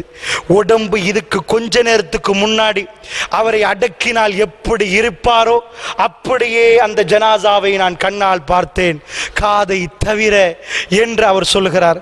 அல்லாஹ்வுடைய நல்லடியார்களே, அல்லாஹ்வுடைய நெருக்கத்தை பெற்ற அடியார்கள், அல்லாஹ் கொடுக்கிற அந்தஸ்து, அல்லாஹ் கொடுக்கிற நினைப்புகள், அல்லாஹ் அவர்களோடு வாழுகிற விதத்தை பாருங்கள். அல்லாஹ்வுடைய நல்லடியார்களே, அல்லாஹ் இருக்கிறான், இல்லல்லாஹு மஅனா, அல்லாஹ் எங்களோடு இருக்கிறான், அல்லாஹ் எங்களோடு இருக்கிறான் என்று சொன்னால் அந்த கல்புகளில் அல்லாஹ் வாழ்ந்தால் அல்லாஹ் இந்த மாதிரியான விஷயங்களை நிகழ்த்தி காட்டுவான். அல்லாஹ்வுடைய நல்லடியார்களே, அதற்காக வேண்டி சொல்கிறேன், அல்லாஹ்வுடைய நல்லடியார்களே, இறை நெருக்கம் என்பது எனக்கும் உங்களுக்கும் மிக அவசியம் என்பதை இந்த நேரத்தில் நீங்கள் புரிந்து கொள்வீர்கள். எங்களுடைய வீட்டில், உங்களுடைய வீட்டில் நாம் நினையா புறத்திலிருந்து அல்லாஹ் ரிஸ்க் தருவதற்கும், நினையாத விதத்தில் அல்லாஹ்வுடைய உதவி வருவதற்கும், எங்களுடைய மறுமை வாழ்க்கை சிறப்பாக அமைவதற்கும் அல்லாஹ்வுடைய நெருக்கம் வேண்டும். அல்லாஹ்வுடைய நல்லடியார்களே, இந்த துனியா என்னையும் உங்களையும் அல்லாஹ்வின் பால் நெருக்க விடவே விடாது. இந்த ஷைத்தான் சிராத்துல் முஸ்தகீம்ல வந்து உட்கார்ந்து, நேரான பாதையில் வந்து உட்கார்ந்து என்னையும் உங்களையும் வழிகெடுப்பதற்கு ஏராளமான திட்டம் தீட்டுவான். அல்லாஹ்வுடைய நல்லடியார்கள், அப்படி என்று சொன்னால் ஒரு அடியான் அல்லாஹ்வை நெருங்குவது எப்படி, அந்த நெருக்கத்தை உண்டாக்குவதற்காக இந்த தலைப்பு போடப்பட்டு இருந்தால் அந்த நெருக்கத்தை பெறுவது எப்படி என்பதை இந்த நேரத்தில் நானும் நீங்களும் சிந்தித்து பார்க்க வேண்டும். அல்லாஹ்வுடைய நல்லடியார்களே, நாயகம் ஸல்லல்லாஹு அலைஹி வஸல்லம் அவர்கள் சொன்னார்கள், அல்லாஹ் சொன்னதாக சொன்னார்கள், ஹதீஸுல் குதுசி இது ஹதீஸு நபவி, ரசூலுல்லாஹ் சொன்னதல்ல. கால் அல்லாஹு தஆலா, அல்லாஹ் சொல்லுவதாக அல்லாஹ்வுடைய தூதர் ஸல்லல்லாஹு அலைஹி வஸல்லம் அவர்கள் சொன்னார்கள், ஒரு அடியான் என்னை நெருங்க வேண்டும் என்று ஆசைப்படுகிறான், என் பக்கத்திலே வர வேண்டும் என்று ஆசைப்படுகிறான். அவன் ஆசைப்பட்டு நிறைய காரியங்கள் செய்கிறான். அவன் என்னை நெருங்க வேண்டும் என்று சொன்னால் அவன் முதலில் செய்ய வேண்டிய காரியம் என்ன தெரியுமா? கடமையாக்கப்பட்ட தொழுகையை அவன் தொழ வேண்டும். அதன் மூலமாக ஒரு அடியான் என்னை நெருங்கி விடுவான். நாயகம் ஸல்லல்லாஹு அலைஹி வஸல்லம் அவர்கள் சொல்லிவிட்டு சொன்னார்கள், ஒரு அடியான் கடமையாக்கப்பட்ட தொழுகையை தொழுந்து விட்டு உபரியான வணக்க வழிபாடுகளில் ஈடுபட்டு கொண்டே இருக்கிற நேரத்தில் திடீர் என்று அல்லாஹ்வுடைய நெருக்கம் அவனை சூழ்ந்து கொள்ளும். அல்லாஹ் அவனை நேசிக்க ஆரம்பித்து விடுவான். அலா இன்ன அவுலியா அல்லாஹ் லா கௌஃபுன் அலைஹிம் வலா ஹும் யஹ்ஸனூன். அல்லாஹ்வுடைய நேசராக அவர் மாறிவிட்டால் அவருக்கு எந்த பயமும் எந்த கவலையும் இந்த உலகத்தில் இருக்காது. அல்லாஹ்வுடைய நல்லடியார்களே, அல்லாஹ்வுடைய நல்லடியார்களே, ஒரு அடியானுக்கு அல்லாஹ்வுடைய நேசம் எப்பொழுது வருமாம்? அவன் கடமையான தொழுகையை நிறைவேற்றணுமாம். அப்பொழுது அடியான் அல்லாஹ்வை நேசிப்பானாம். நேசித்துக் கொண்டே இருக்கிற நேரம் உபரியான வணக்க வழிபாடுகளில் அடியான் ஈடுபடுவானாம். தர்மம் கொடுப்பானாம், நினையாது யாருக்கும் தெரியாமல் தர்மம் கொடுப்பானாம். யாருக்கும் தெரியாமல் அனாதைகளை பார்ப்பானாம். யாருக்கும் தெரியாமல் தொழுவானாம். யாருக்கும் தெரியாமல் தனிமையிலிருந்து அல்லாஹ்வை நினைத்து அழுவானாம். இந்த நேரத்தில் ரசூலுல்லாஹி ஸல்லல்லாஹு அலைஹி வஸல்லம் அவர்கள் சொன்னார்கள், ஸஹீஹுல் புகாரியில் வருகிறது, திடீர் என்று அல்லாஹ்வுடைய நேசம் அவன் பால் வந்து விடுமாம். அல்லாஹ்வை நேசித்து விட்டால் ரசூலுல்லாஹ் சொன்னார்கள், திடீர் என்று தான் அல்லாஹ்வுடைய நேசம் வரும். அந்த அடியான் வணக்க வழிபாடுகளில் ஈடுபட்டு கொண்டே இருப்பான். எதுவரைக்கும் தெரியுமா? ஹத்தா உஹிப்பு, அல்லாஹ் அவரை நேசிக்கும் வரைக்கும் அந்த அடியான் அப்படி நஃபிலான வணக்கங்களில் ஈடுபட்டு கொண்டிருப்பான். அதற்கு அர்த்தம் இரவு முழுக்க தொழுவது என்றில்லை. அல்லாஹ்வுடைய நல்லடியார்களே, நஃபிலான வணக்கம் என்று சொன்னால் தொழுகை மட்டும் என்று நினைத்து விடக் கூடாது. அல்லாஹ்வுடைய நல்லடியார்களே, ரசூலுல்லாஹ்வுடைய பள்ளிவாசலுக்கு ஒருவர் வந்தார். தாடியிலே தண்ணீர் தட்டினார். சஹாபாக்கள் அமர்ந்திருக்க நாயகம் ஸல்லல்லாஹு அலைஹி வஸல்லம் சொன்னார், அவரை பார்த்துக் கொள்ளுங்கள், அவர் சொர்க்கவாசி என்றார். சஹாபாக்கள் பார்த்தார்கள், என்ன இவர் யார்? முன்ன பின்ன பெருசாக அறிமுகம் இல்லை, ஃபேமஸும் இல்லை, பெரிய இபாதத்து ஆளுகளா யார் என்று பார்ப்பதற்கு ஒரு தோழர் அவரிடம் வீட்டுக்கு போய், இந்த இரவு உங்கள் வீட்டில் தங்கலாமான்னு கேட்டார். தங்க கொடுத்தார்கள், அனுமதி கொடுத்தார்கள். வீட்டிலே பார்த்தார், இரவில் பெரிய அமர்கலமான வணக்கம் எதுவும் இல்லை. என்னப்பா இவர் சொர்க்கவாசி என்று ரசூலுல்லாஹ் சொன்னார்களே, என்ன என்று பார்த்தால் அல்லாஹ்வுடைய நல்லடியார்களே, தாய் தகப்பனுக்கு அவர் செய்த பணிவிடை, அற்புதமாக தாயின் தகப்பனையும் அவர் பார்த்த விதம் அல்லாஹ் அவருக்கு சொர்க்கத்தை கொடுக்க போதுமாக இருந்தது. அல்லாஹ்வுடைய நல்லடியார்களே, உபரியான விஷயங்கள் என்று சொல்லுவது தொழுகை, சுன்னத்து தொழுகை, 4 ஜிக்ர் என்றதை மட்டும் நினைத்து விடாதீர்கள். அல்லாஹ்வுடைய நல்லடியார்களே, அனர்த்தம் வருகிற நேரம், வெள்ளம் வருகிற நேரம், ஒரு சமூகம் பாதிக்கப்படுகிற நேரம், நீங்கள் சாப்பாடுகிற சாப்பிட்டு ஒரு சாப்பாடு பார்சலை கொண்டு போய் கொடுத்தாலும் அது உபரியான வணக்கம். அல்லாஹ்வுடைய நல்லடியார்களே, உங்களுடைய தாய் தகப்பன் வேதனையில் துடிக்கிற நேரம், அவர்கள் ஆசா பாசங்களை நிறைவேற்றுகிற நேரம், அதுவும் உபரியான வணக்கம். அல்லாஹ்வுடைய நல்லடியார்களே, இந்த மாதிரியான வணக்க வழிபாடுகளில் ஈடுபட்டு கொண்டிருக்கிற நேரம், ஒரு அடியான் சிரித்து இன்னொரு அடியானோடு பேசுகிற நேரம், இது உபரியான வணக்கம். அல்லாஹ்வுடைய நல்லடியார்களே, உதவி செய்வது, கஷ்டப்படுகிற மக்களை பார்ப்பது, தொழுவது, தஹஜ்ஜுதில் தொழுவது, அல்லாஹ்விடம் துஆ கேட்பது, இது அத்தனை உபரியான வணக்கம். இந்த மாதிரியான வணக்க வழிபாடுகளில் ஈடுபட்டு கொண்டிருக்கக்கூடிய நேரம், அது எந்த நேரம் என்று யாருக்கும் சொல்ல முடியாது. திடீர் என்று அல்லாஹ்வுடைய இரக்கம், அல்லாஹ்வுடைய நேசம் அந்த அடியானை சூழ்ந்து கொள்ளும் என்றார்கள் ரசூலுல்லாஹி ஸல்லல்லாஹு அலைஹி வஸல்லம். அல்லாஹ் அதை டைரக்டாக சொன்னதாக சொன்னார்கள், நான் சொல்லவில்லை, அல்லாஹ் சொன்னான். அப்படி இருக்கிற நேரத்தில் நான் என் அடியானை திடீரென்று நேசிக்க ஆரம்பிப்பேன். அப்படி ஒரு நேசம் வந்தால் ரசூலுல்லாஹ் சொன்னார்கள், அந்த அடியான் கையேந்தினால் வெறும் கையாக அல்லாஹ் நிச்சயமாக அனுப்ப மாட்டான். அந்த அடியான் உதவி தேடினால் அல்லாஹ் நிச்சயமாக பாதுகாப்பு கொடுப்பான். அந்த அடியானை அல்லாஹ் கைவிட மாட்டான் என்றார்கள் ஸல்லல்லாஹு அலைஹி வஸல்லம். அல்லாஹ்வுடைய நல்லடியார்களே, அந்த பொருத்தமான அல்லாஹ்வுடைய ரப்புக்கு மிக பொருத்தமான அந்த அடியாராக நானும் நீங்களும் இருக்கக்கூடாதா என்று கல்வி ஏங்கி தவிக்கும். இந்த துனியா விடாது. அல்லாஹ்வுடைய நல்லடியார்களே, இந்த துனியாவோடு தான் எனக்கும் உங்களுக்கும் ஒரு போராட்டம் இருக்கிறது. இறைவனை நெருங்க வேண்டுமென்றால் துனியாவை கொஞ்சம் தூரமாக்கி விட வேண்டும். அல்லாஹ்வுடைய நல்லடியார்களே, இந்த துனியா என்னையும் உங்களையும் பிடித்துக் கொள்ள பார்க்கும். இந்த துனியாவை விட்டும் சற்று அப்புறமாக்கி அல்லாஹ்வின் பக்கம் நெருங்கி, துனியாவிலே ஆசா பாசங்கள் எங்களை கூப்பிடுகிற நேரம், தப்பான விஷயங்களுக்கு எங்களுடைய மனங்கள் போகிற நேரம், அவைகளை விட்டும் அல்லாஹ்வின் பால் நானும் நீங்களும் திரும்பினால், நீங்கள் கரம் ஏந்தினால் அந்த அல்லாஹ் ரப்புல் ஆலமீன் அந்த துஆவை உங்கள் கண் முன்னாடி நிறைவேற்றி காட்டுவான். அல்லாஹ்வுடைய நல்லடியார்களே, சஹாபாக்களுடைய வரலாறுகளை சொல்ல போனால் எக்கச்சக்கமாக இருக்கிறது. அவர்கள் கேட்ட துஆக்களை எல்லாம் அல்லாஹ் எப்படி எல்லாம் அங்கீகரித்தான் தெரியுமா? ஸஅத் பின் முஆத் ரலியல்லாஹு அன்ஹு அவர்கள் அந்த கபருக்கு போய் ரசூல் ஸல்லல்லாஹு அலைஹி வஸல்லமுடைய கண்கள் கனங்கிறது, கண்ணீர் ஓடுகிறது. அந்த அளவுக்கு நெருக்கமான தோழர் ஸஅத் பின் முஆத். எப்படி முஹாஜிர்கள் அபூபக்கர் அவர்களோ, மக்கா வாசிகளில் அபூபக்கர் எப்படி இருந்தாரோ, அன்சாரிகளில் ரசூலுல்லாஹ்வுக்கு அபூபக்கர் ரலியல்லாஹு அன்ஹு போன்று இரக்கமானவர் தான் ஸஅத் பின் முஆத் ரலியல்லாஹு அன்ஹு அவர்கள். ஆரம்ப காலத்தில் பத்ர் யுத்தம் நேரம் அன்சாரிகளுக்கு பேசுங்கள் பேசுங்கள் பேசுங்கள் என்று சொல்லுகிற நேரம், இந்த யுத்தத்தை நடத்துவதா என்று கேட்கிற நேரம் யார் எழும்பி பேசினார் தெரியுமா? இந்த ஸஅத் பின் முஆத் ரலியல்லாஹு அன்ஹு எழும்பி பேசினார்கள். அபூபக்கர் அவர்கள் பேச, உமர் அவர்கள் பேச, ரசூலுல்லாஹ் சொன்னார்கள் இல்லை எனக்கு இன்னும் பேசுங்கள் என்று சொன்னார்கள். அன்சாரிகளில் ஸஅத் பின் முஆத் எழும்பி சொன்னார், யா ரசூலல்லாஹ் எங்களிடம் கேட்பது போன்றிருக்கிறது, அன்சாரிகளிடம் கேட்பது போன்றிருக்கிறது. யா ரசூலல்லாஹ் நீங்கள் மலைக்கு மேல் ஏறி குதியுங்கள் என்றாலும் இந்த அன்சாரிகள் குதிப்பார்கள். யா ரசூலல்லாஹ் நீங்கள் உங்களுக்கு வாக்கு கொடுத்திருக்கிறோம் உங்களை பாதுகாப்போம் என்று. மதீனாவில் மட்டுமல்ல, மதீனாவுக்கு வெளியில் உங்களை பாதுகாப்போம் யா ரசூலல்லாஹ். அல்லாஹ்வுடைய தூதரே உங்களுக்கு எதுவும் நடக்க விட மாட்டோம் யா ரசூலல்லாஹ். இந்த பத்ர் களத்தில் நாங்கள் ஓட மாட்டோம் யா ரசூலல்லாஹ், இந்த களத்தில் நாங்கள் குதிப்போம் யா ரசூலல்லாஹ் என்று பேசியவர், அந்த காலத்தில் மிகவும் இரக்கமாக இருந்தவர். மரணம் வரைக்கும் ரசூலுல்லாஹ் அவர் மீது வைத்த இரக்கம் எப்படி தெரியுமா? அஹ்ஸாப் கந்தக் யுத்தத்தில் அவருடைய கைக்கு அம்பு பட்டு இரத்தம் ஓடுகிறது. அவர் ஒரு துஆ கேட்டார், யா அல்லாஹ், யா அல்லாஹ், மக்கத்து காஃபிர்கள் ரசூலுல்லாஹ்வோடு நடத்துகிற யுத்தம் இதனோடு முடிந்து விட்டதாக இருந்தால், இதற்கு பிறகு குறைஷிகள் வந்து ரசூலுல்லாஹ்வுக்கு அடிக்க மாட்டார்களாக இருந்தால், இந்த சாதை எடுத்து விடியா அல்லாஹ், இந்த சாதை, இந்த நோயை பெரிதாக்கி இந்த சாதை உன்னிடம் எடுத்து விடியா அல்லாஹ். யா அல்லாஹ், மக்கத்து காஃபிர்கள் இதற்கு பிறகும் வருவார்களாக இருந்தால் இந்த சாதுடைய இந்த நோயை சுகமாக்கி இந்த சாதை வாழ வைத்து விடியா அல்லாஹ். கேட்கிற துஆ அல்லாஹ்வுடைய நல்லடியார்களே, சஹீஹுல் புகாரியில் நீங்கள் பார்க்கலாம். ஸஅத் ரலியல்லாஹு அன்ஹு அவர்களுடைய இரத்தம் காயம் பெரிதாகி விட்டது. ரசூல் ஸல்லல்லாஹு அலைஹி வஸல்லம் அவர்கள் போறார்கள், உமர் பின் கத்தாப் ரலியல்லாஹு அன்ஹு போறார்கள். போன உமர் பின் கத்தாப் தாடியை பிடித்துக் கொண்டு இப்படியே பார்க்கிறார். கண்ணெல்லாம் கலங்கி விட்டது. அவ்வளோ நெருக்கமான தோழர் வேதனையில் துடிக்கிறார், இரத்தம் ஓடிக்கொண்டிருக்கிறது. ரசூலுல்லாஹ் சொன்னார்கள், அவர்கள் தங்கியிருக்கக்கூடிய கூடாரத்துக்கு பக்கத்து கூடாரத்தில் சாதை கொண்டு வந்து வைத்து விடுங்கள். நான் அடிக்கொரு முறை என்னுடைய சாதை பார்க்க வேண்டும், நான் அடிக்கொரு முறை என்னுடைய சாதை பார்க்க வேண்டும்.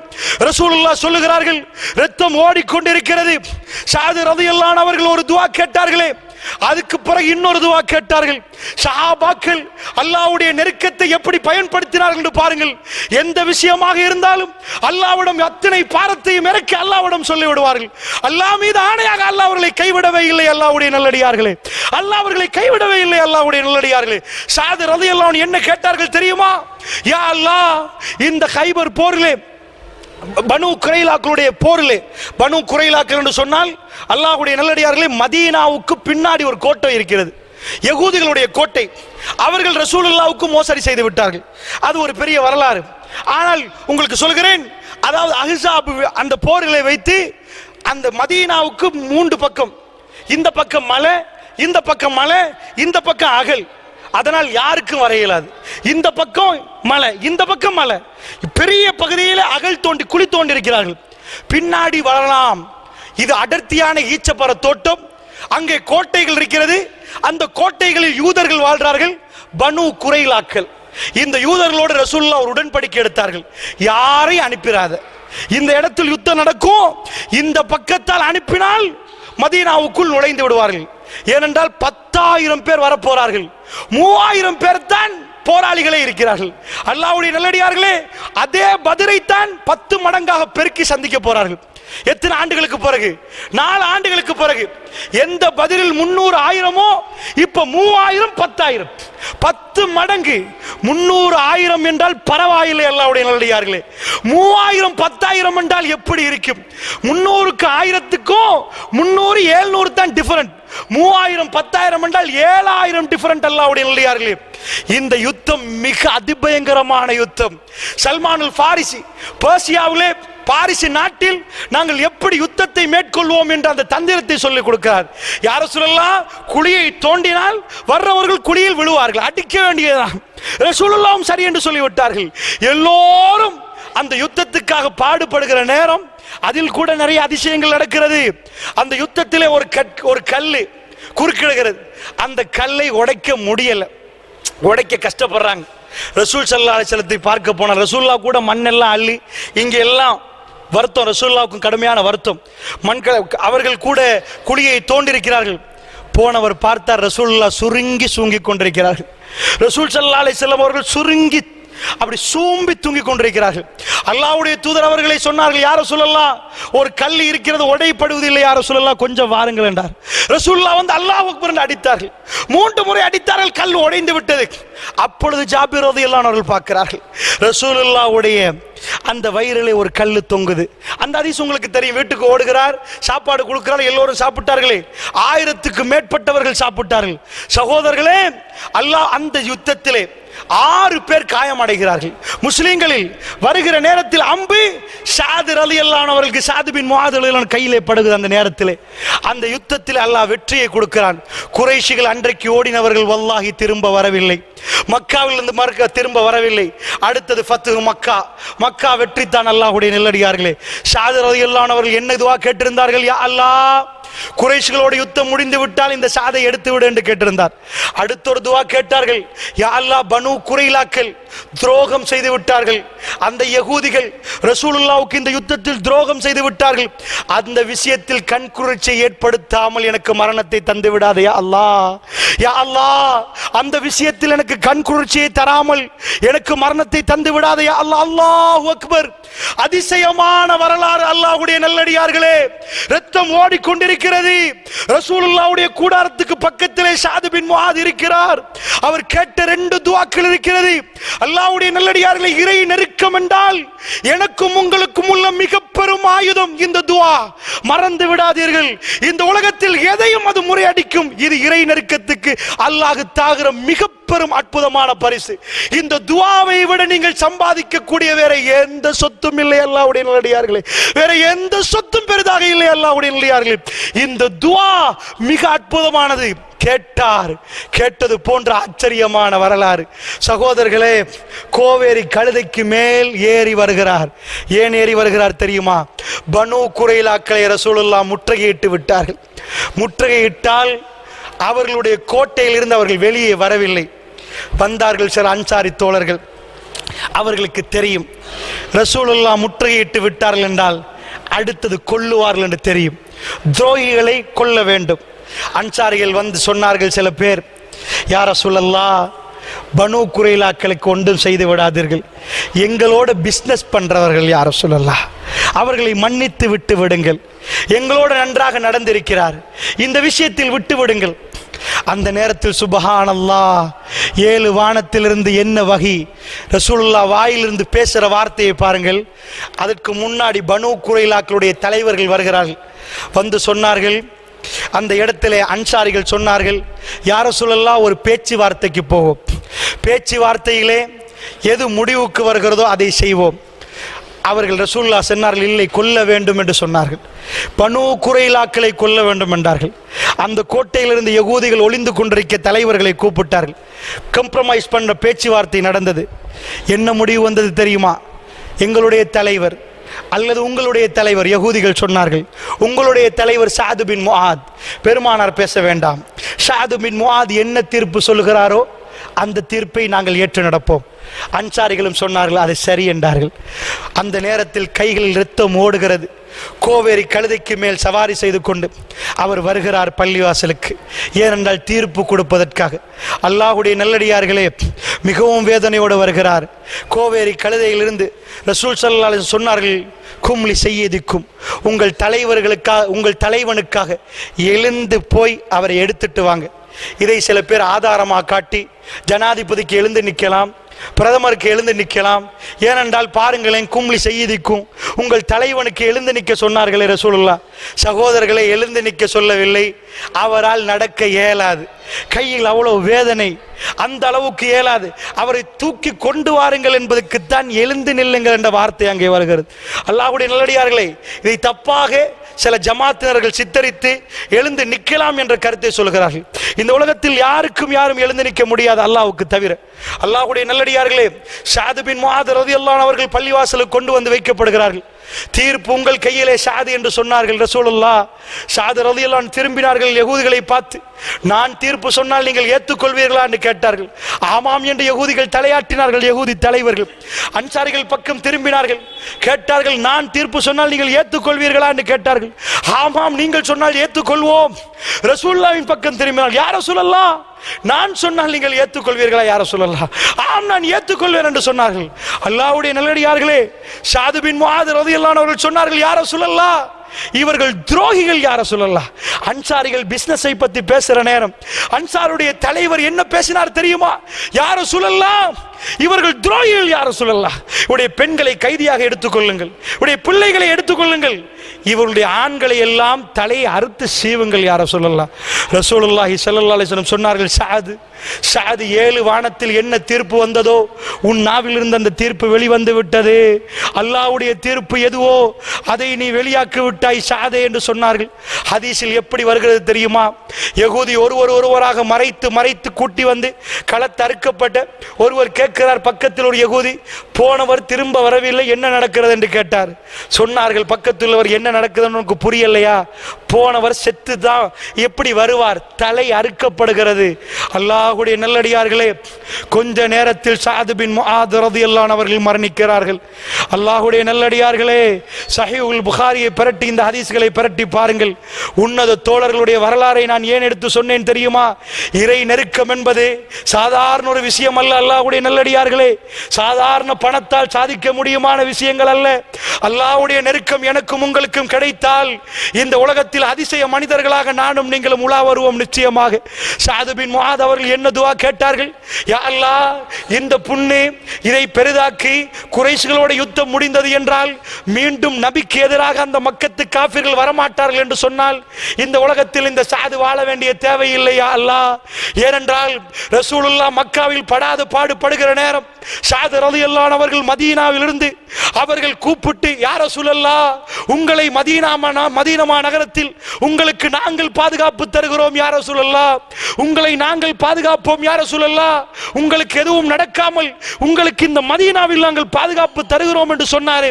அவருக்குள்ள ஒரே கோபம், ரசூலுல்லாஹ் மீது யார் கை வைத்தார்களோ அவர்களோடு போர் தொடுக்க வேண்டும், அவர்களோடு சண்டை பிடிக்க வேண்டும். அல்லாஹ்வுடைய நல்லடியார்களே, அந்த யுத்தம் முடிந்தது என்று சொன்னால் இந்த உலகத்தில் ஸஅதுக்கு எந்த வேலையும் இல்லையா அல்லாஹ்.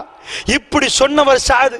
அல்லாஹ் மீது ஆணையாக ஸஅத் ரலியல்லாஹு அன்ஹு அவர்கள் மரணிக்கிறார்கள். 10,000 படையோடு 3,000 படை மோதி திரும்ப வர முடியாத மிக பெரும் தோல்வியோடு மக்கத்து காபிர்கள் திரும்ப ஓடினார்களே. அல்லாஹ் பெரும் வெள்ளமாக இன்றைக்கு என்னையும் உங்களையும் இந்த இடத்திலே சங்கமிக்க வைத்திருக்கிறார். மக்கா வெற்றி, ஃபத்ஹு மக்கா, அஹ்ஸாப் யுத்தம் என்பது மிக தீர்மானமான ஒரு யுத்தம்.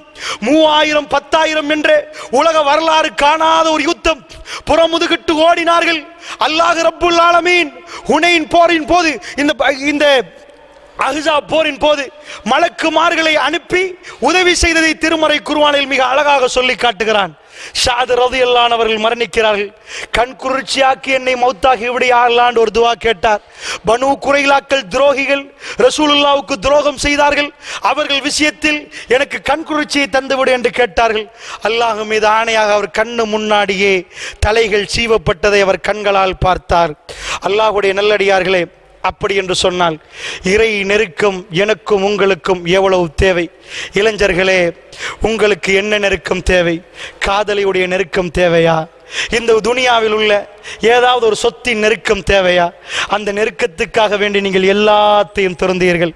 இந்த அருமையான இரவுகள் இறைவனுக்காக நீங்கள் திறந்து கொடுத்தால், உங்களுடைய கல்புகள் எல்லாம் அதற்காக திறந்து கொடுத்தால், நிச்சயமாக நீங்கள் நடந்து வந்தால் அல்லாஹ் ரப்புல் ஆலமீன் நம் பக்கம் ஓடி வருகிறான். அல்லாஹ்வுடைய நல்லடியார்களே, குடும்ப பிரச்சனைகளோடு தலையிலே பாரத்தோடு சுமந்து கொண்டிருக்கக்கூடியவர்களே, அல்லாஹ் ரப்புல் ஆலமீன் சஹாபாக்களுக்கு எப்படி உதவி செய்தானோ அதே உதவி நம்முடைய வீட்டுக்கு வந்து சேரும் அல்லாஹுடைய நல்லடியார்களே. அப்படி என்று சொன்னால் நிச்சயமாக அல்லாஹுடைய உதவியை பொறுத்த, அல்லாஹுடைய திருப்பொருத்தை பெற்ற அந்த உதவிகளை எதிர்பார்த்து நல்லடியார் கூட்டத்தில் அல்லாஹ் என்னையும் உங்களையும் ஆக்கி அருள் புரிவானாக. அந்த இறை நெருக்கம் இல்லாமல் இந்த துனியாவில் நானும் நீங்களும் கடைசியாக இந்த உலகத்தை விட்டு புரிகிற நேரத்தில் தான் இறைவனுடைய நெருக்கம் வேண்டும் என்று நானும் நீங்களும் நினைத்தால் நானும் நீங்களும் கை சேதப்பட வேண்டிய நிலைமை அதுதான். அல்லாஹ்வுடைய நல்லடியார்களே, இன்னும் தாமதமில்லை, இன்னும் தாமதமில்லை. இந்த இரவுகள் அலங்கரிக்கக்கூடிய இரவுகளில் தூங்கிக் கொண்டு நாம் எல்லாம் நம்முடைய வீடுகளில் இருக்கிற நேரம் அல்லாஹ்வோடு பேசுவதற்கு வாய்ப்பு கிடைத்தால், கொஞ்ச நேரம் அல்லாஹ்வோடு பேசுவதற்கு வாய்ப்பு கிடைத்தால், நிச்சயமாக அந்த இரவிலே அல்லாஹ் ரப்புல் ஆலமீன் அடிவானத்துக்கு வருகிற நேரம் அவருடைய திருப்பொருத்தத்தால் அல்லாஹ் என்னையும் உங்களை அரவணைத்துக் கொண்டால் இந்த உலகமே எதிர்த்தாலும் எங்களை ஒன்றும் செய்ய முடியாது. நாயகம் ஸல்லல்லாஹு அலைஹி வஸல்லம் அவர்கள் சொன்னார்கள், மறுமை நெருங்கிற நேரம் ஒரு கூட்டம் வரும், அவர்கள் சத்தியத்தை உரைத்து கொண்டே இருப்பார்கள். சஹீஹுல் புகாரியில் வருகிறது, உண்மையே பேசுவார்கள், அவர்கள் சத்தியத்தையே சொல்லுவார்கள். பலர்கள் அவர்களை எதிர்ப்பார்கள், பலர்கள் அவர்களை திட்டுவார்கள், அவர்களுக்கு எதிராக போர் தொடுப்பார்கள். ஆனால் அல்லாஹ் ரப்புல் ஆலமீன் அவர்களுக்கு எதையும் செய்ய விடாமல் அல்லாஹ் அவர்களை பாதுகாத்து கொண்டே இருப்பான். அவர்களுக்கு ஏராளமான எதிர்ப்புகள் வரும். அல்லாஹ் எல்லா எதிர்ப்புகள் நேரமும் அல்லாஹ்வுடைய உதவி அவர்களுக்கு வந்து அல்லாஹ் அவர்களை பாதுகாத்து கொண்டே இருப்பான்.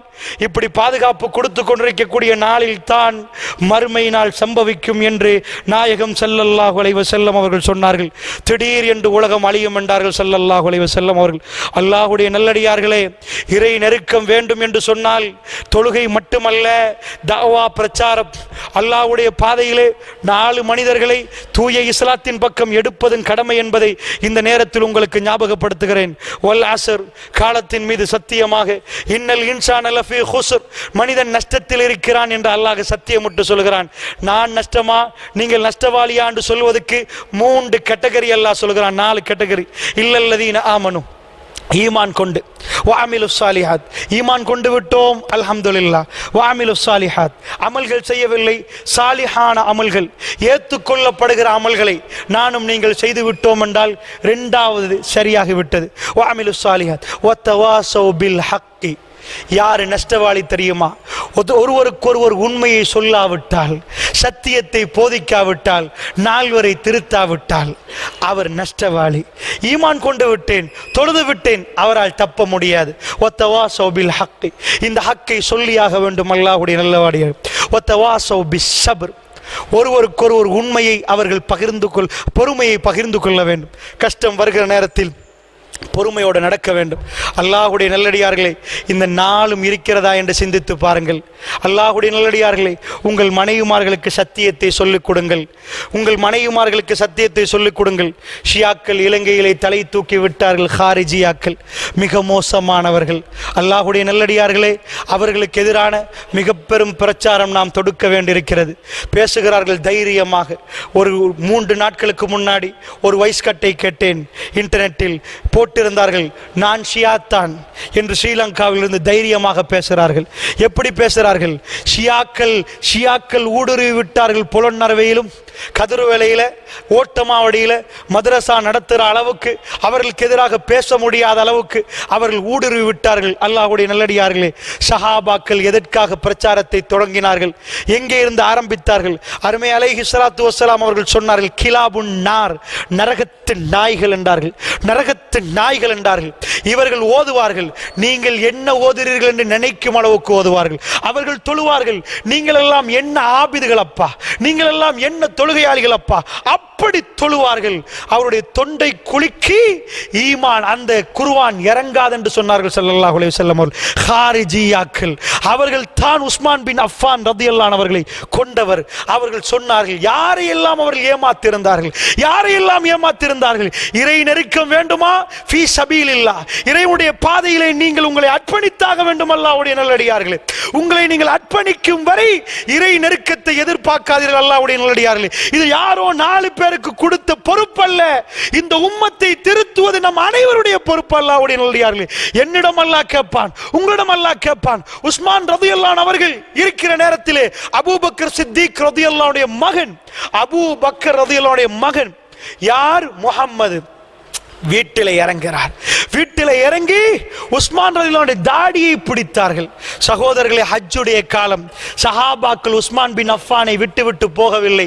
வரலாறுகளை பிரட்டி பாருங்கள். ஏன் தெரியுமா? கிளர்ச்சியாளர்கள் கிளம்பி விட்டார்கள். சொன்னார்கள் மிக பெரும் பொய். 3 பொய்களை ஒருவர் பக்கத்தில் இருந்து தைரியமாக பேசிக் கொண்டிருந்தார். 3 பொய்களை பேசினார். அல்லாஹ்வுடைய நல்லடியார்களே, எல்லாரிடமும் சொன்னார், உஸ்மான் யாரு தெரியுமா? உஹதில் ஓடினவர் என்று சொன்னார்.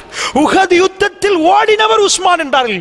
ஷியாக்கள் இப்படித்தான் பேசுவார்கள். அல்லாஹ்வுடைய நல்லடியார்களே, இது அன்றைக்கே நபி ஸல்லல்லாஹு அலைஹி வஸல்லம் உடைய சஹாபாக்கள் காலத்தில் ஆரம்பிக்கப்பட்டது.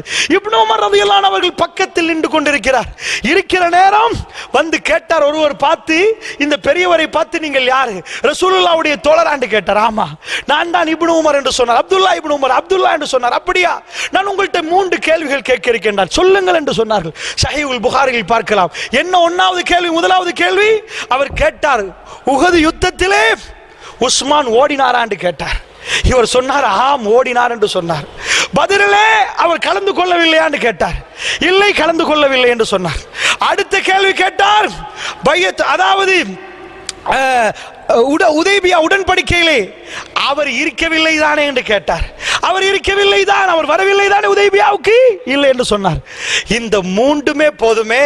பத்ரிலே இல்லை, உஹதில் ஓடினார், உதைபியாவில் இல்லை. இவர் என்னப்பா, இவர் என்ன தோழர்? இதுதான் ஹாரிஜியாக்குடைய மிக கெட்ட பிரச்சாரம். தட்டி சொன்னார் இப்னு உமர், அப்துல்லா இப்னு உமர், அல்லாஹ் அவருக்கு அருள் புரிய வேண்டும். என்ன சொன்னார் தெரியுமா? நீ யாரப்பா? கேட்டுவிட்டு சொன்னார், நீ சொன்ன 3க்கும் நான் ஆம் என்று சொன்னேன். அவர் உடனே அந்த ஹாரிஜியாவை சேர்ந்தவன் சொன்னான், அல்லாஹு அக்பர், அல்லாஹ் மிகப்பெரியவன், உஸ்மான் தோலுரிக்கப்பட்டு விட்டார், ரசூலுல்லாஹ்வுடைய சஹாபி பேசிவிட்டார் என்று சொன்னார். உடனே அவர் சொன்னார், உஸ்மான் பத்ர் யுத்தத்தில் வரவில்லை. ஏன் வரவில்லை? ஏன் வரவில்லை உனக்கு தெரியுமா? ரசூலுல்லாஹ்வுடைய மகள் ருக்கையா அந்த நேரத்திலே மரண வேதனையில் இருந்து கொண்டிருக்கிறார்கள். தகப்பன் பத்ருக்கு போக வேண்டிய நிலைமை. ரமலான் மாதம் உஸ்மான் ரலியல்லாஹு அன்ஹு யுத்தத்துக்கு வருகிற நேரம் ரசூலுல்லாஹ் சொன்னார்கள், உஸ்மான், என் மகள் துடிக்க துடிக்க இருக்கிறாள், அவள் மரண வேதனையில் துடிக்கிறாள், நீங்கள் போய் அவர்களை பாருங்கள் உஸ்மான். நீங்கள் பார்த்தால் பத்ரில் என்ன நன்மை கிடைக்குமோ அதே நன்மை அல்லாஹ் உங்களுக்கு தருவான் என்று சொன்னார்கள். அதற்காகத்தான் அவர் பத்ருக்கு வரவில்லை தெரியுமா? அப்படி என்று அவர் கேட்டார். 2வது உஹதில் ஓடினார். ஆமா, உஹதில் நிறைய பேர் ஓடினார்கள்.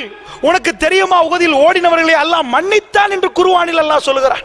உனக்கு தெரியுமா என்று கேட்டார். உஹது யுத்தத்தை பற்றி தெளிவாக பேச வேண்டும். அப்பதான் அந்த என்ன ஓடுறது என்றால் என்னென்று புரியும் அல்லாஹ்வுடைய நல்லடியார்களே. அதனால் அதை முடித்து விட்டார். அடுத்தது ஹுதைபியாவில் அவர் வரவில்லை. ஆமா, வரவில்லை. ஹவாரிஜிகள் இப்படித்தான் சொல்லுவார்கள். ஹாரிஜியாக்கள் மோசமானவர்கள். என்ன சொன்னார்கள் தெரியுமா? ஹுதைபியா உடன்படிக்கையிலே பிரச்சனையே உஸ்மான் ரலியல்லாஹு அன்ஹு தானே. மக்கத்து குறைஷிகளில் நம்பிக்கையானவர் ஒருவரைத்தான் ரசூலுல்லாஹ் உம்ராவுக்கு நாங்கள் வரப்போகிறோம் என்ற தூது செய்தியோடு அனுப்பினார்கள். அனுப்பினால் உஸ்மானை அவர்கள் பிடித்துக் கொண்டார்கள். பிடித்துக் கொள்கிற நேரம் தான் அந்த நேரத்தில் வரவில்லை. சஹாபாக்கள் சொன்னார்கள், யார சொல்லலாம், இதுக்கு மேல் உஸ்மானை அவர்கள் அனுப்பாவிட்டால் நாங்கள் போர் தொடுப்போம். அப்பொழுது ரசூலுல்லாஹ் பையத்தை வாங்க போல சொன்னார்கள், இது என்னுடைய கை அல்ல, எல்லோரும் என் கையை வைத்து பையத்து செய்யுங்கள், இது என் கை அல்ல, இது உஸ்மானுடைய கை என்று ரசூலுல்லாஹ் சொன்னார்கள். உனக்கு தெரியாதா என்று கேட்டார்கள். உஸ்மான் ரலியல்லாஹு அன்ஹு அவர் எவ்வளவு கண்ணியமானவர், அவர் சுவர்க்கவாசி என்று உனக்கு தெரியாதா என்று கேட்டார்கள். அல்லாஹ்வுடைய நல்லடியார்களை கிளர்ச்சியாளர்கள் யாரையெல்லாம் மாற்றிருந்தார்கள் தெரியுமா? இந்த உம்மத்தை மாற்றக்கூடிய பொறுப்பு எனக்கும் உங்களுக்கும் இருக்கிறது. உஸ்மான் ரலியல்லாஹு அன்ஹு அவர்களை எந்த அளவுக்கு வீடை முற்றுகையிட்டு இருந்தார்கள். சஹாபாக்கள் கேட்டார்கள், அமீருல் முஃமினீன் அவர்களே, உங்களை விட்டு விட்டு நாங்கள் ஹஜ் செய்ய போனால் வருகிற நேரத்தில் ஆட்சியை மாற்றிருந்தால் என்ன செய்வது? அவர் சொன்னார், போங்கள் ஹஜ்ஜுக்கு, என்னை பத்தி கவனிக்காதீர்கள். மாறி இருந்தால் என்ன செய்வது? புதிய ஒரு அமீரை நியமித்திருந்தால் நாங்கள் பையத்து செய்வதா? உஸ்மான் பின் அஃபான் ரலியல்லாஹு அன்ஹு சொன்னார்கள், யார் புதிய அமீரோ அவருக்கு பையத்து பண்ணுங்கள், போங்கள் என்று சொன்னார்கள். இப்படி இருக்கிற நேரம் மதீனாவில் யாரும் இல்லை. என்ன செய்தார்கள் தெரியுமா? கிளர்ச்சியாளர்கள் ஹஜ்ஜை தொடர்ந்து எல்லாம் முற்றுகையிட்டால் யாரை அனுப்பினார்கள் தெரியுமா? அபூபக்கர் ரலியல்லாஹு அன்ஹுடைய மகனை அனுப்பினார். முகம்மதை அனுப்பி அவர் தாடியை பிடித்து ஆட்டினார். உஸ்மான் ரலியல்லாஹு அன்ஹு அவர் கேட்டார், என்னப்பா உன்னுடைய வாப்பா இதை கண்டால் எப்படி இருப்பார் தெரியுமா? உன் வாப்பா இதை கண்டால் என்ன நினைப்பார் தெரியுமா? என்ன வேலை செய்கிறாய் தெரியுமா? விளக்கம் கொடுக்க கண் கலங்கி தாடியை விட்டு ஒரே ஓட்டமா ஓடினார். யாரையெல்லாம் கவர்ந்து கூடைக்குள் போட்டிருந்தார்கள் தெரியுமா? அல்லாஹ்வுடைய நல்லடியார்களே, கடைசி நேரத்திலும் தாவா அல்லாஹ்வுடைய பாதையில் அவர் சொன்னார். அவர் கேட்ட நியாயமான கேள்வி. அவர் கேட்டார் மக்களிடம், வீட்டுக்குள் ஒவ்வொருவரும் வருகிறார், நுழைகிறார்கள், கொல்ல பார்க்கிறார்கள். கேட்டார்கள், மக்களே என்னை ஏனப்பா கொல்ல முற்படுகிறீர்கள்? நான் என்ன விபச்சாரம் செய்தவனா? கல்லெறிந்து கொள்வதற்கு நான் என்ன விபச்சாரம் செய்தவனா? அல்லது மிக பெரும் பாதகமான செயலை செய்தவனா? நான் என்ன தப்பு பண்ணு சொல்லுங்கள் என்று சொல்லுகிற நேரம் தான் உஸ்மான் ரலியல்லாஹு அன்ஹு அவருடைய களத்தை வெட்டுகிறார்கள். அவர் கையிலே அப்பொழுது குர்ஆன் பிரதி இருந்தது. அல்லாஹ்வுடைய நல்லடியார்களே, இந்த உம்மத்தில் இருந்த குர்ஆன் பிரதி அவர் கையிலே இருந்தது.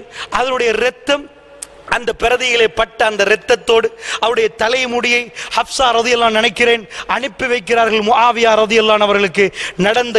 நடந்த கொலையின் கொடூரத்தை காண்பிப்பதற்கு இந்த உம்மத்தின் மிக பெரும் வரலாறு ஆரம்பிக்கிறது.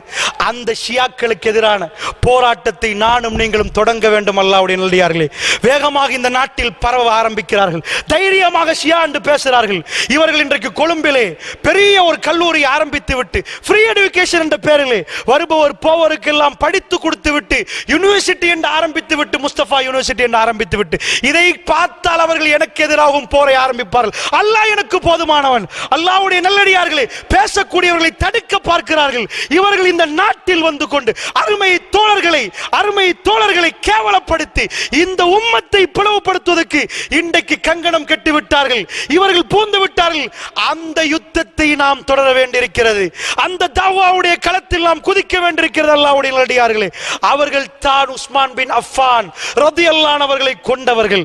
அவர்கள் தான் அலி பின் அபி தாலிப் ரலியல்லாஹு அன்ஹு அவர்களை பேசி அலி அலி அலி என்று சொல்லிக் கொண்டு அலியை கொண்டவர்களும் அவர்கள் தான். அல்லாஹ்வுடைய நல்லடியார்களே, அதனால் இந்த வரலாறுகள் மிக கசப்பான வரலாறுகள். இந்த வரலாறுகளை பற்றி ரசூலுல்லாஹ் சொன்னார்கள். என்ன சொன்னார்கள் தெரியுமா? அல்லாஹ்வுடைய நல்லடியார்களே, அல்லாஹ்வுடைய தூதர் மிக தெளிவாக பேசினார். ஜமல் யுத்தம் முடிந்த பிறகு ஆயிஷா ரலியல்லாஹு அன்ஹா அவர்கள், அந்த வரலாறை சொல்லுவதற்கு நேரமில்லை, ஆயிஷா ரலியல்லாஹு அன்ஹா அவர்களை ஜமல் யுத்தத்திலே வைத்து அலி பின் அபி தாலிப் ரலியல்லாஹு அன்ஹு காப்பாற்றுகிறார்கள். ஒட்டகத்துடைய காலை வெட்டுகிறார்கள். சகோதரர்களே, இந்த யுத்தத்தை உண்டாக்கினதே இந்த ஹாரிஜியாக்கள். அந்த பக்கம் அலி பின் அபி தாலிப், இந்த பக்கம் ஆயிஷா ரலியல்லாஹு அன்ஹா அவர்கள் 20,000 பேர், அந்த பக்கம் 12,000 பேர். ஆயிஷா ரலியல்லாஹு எதுக்கு வந்தார்கள்? அலி உஸ்மான் ரலியல்லாஹு அன்ஹு கொண்டவர்கள் யார் என்று கேட்க. அலி ரலியல்லாஹு அன்ஹு எதுக்கு வந்தார்கள்? யுத்தம் நடக்காமல் சமாதானத்துக்கு வந்தார்கள். வந்தால் இந்த பக்கத்தில் பூந்த ஹாரிஜியாக்கள், ஆயிஷா ரலியல்லாஹு அன்ஹா பக்கத்தில் பூந்த ஹாரிஜியாக்கள் ராத்திரியில் நெருப்பை வைத்தார்கள். வைத்து அம்பால் வீசினார்கள். அடித்தது முஸ்லீம் அல்ல, அடித்தவர்கள் முஸ்லீம் அல்ல.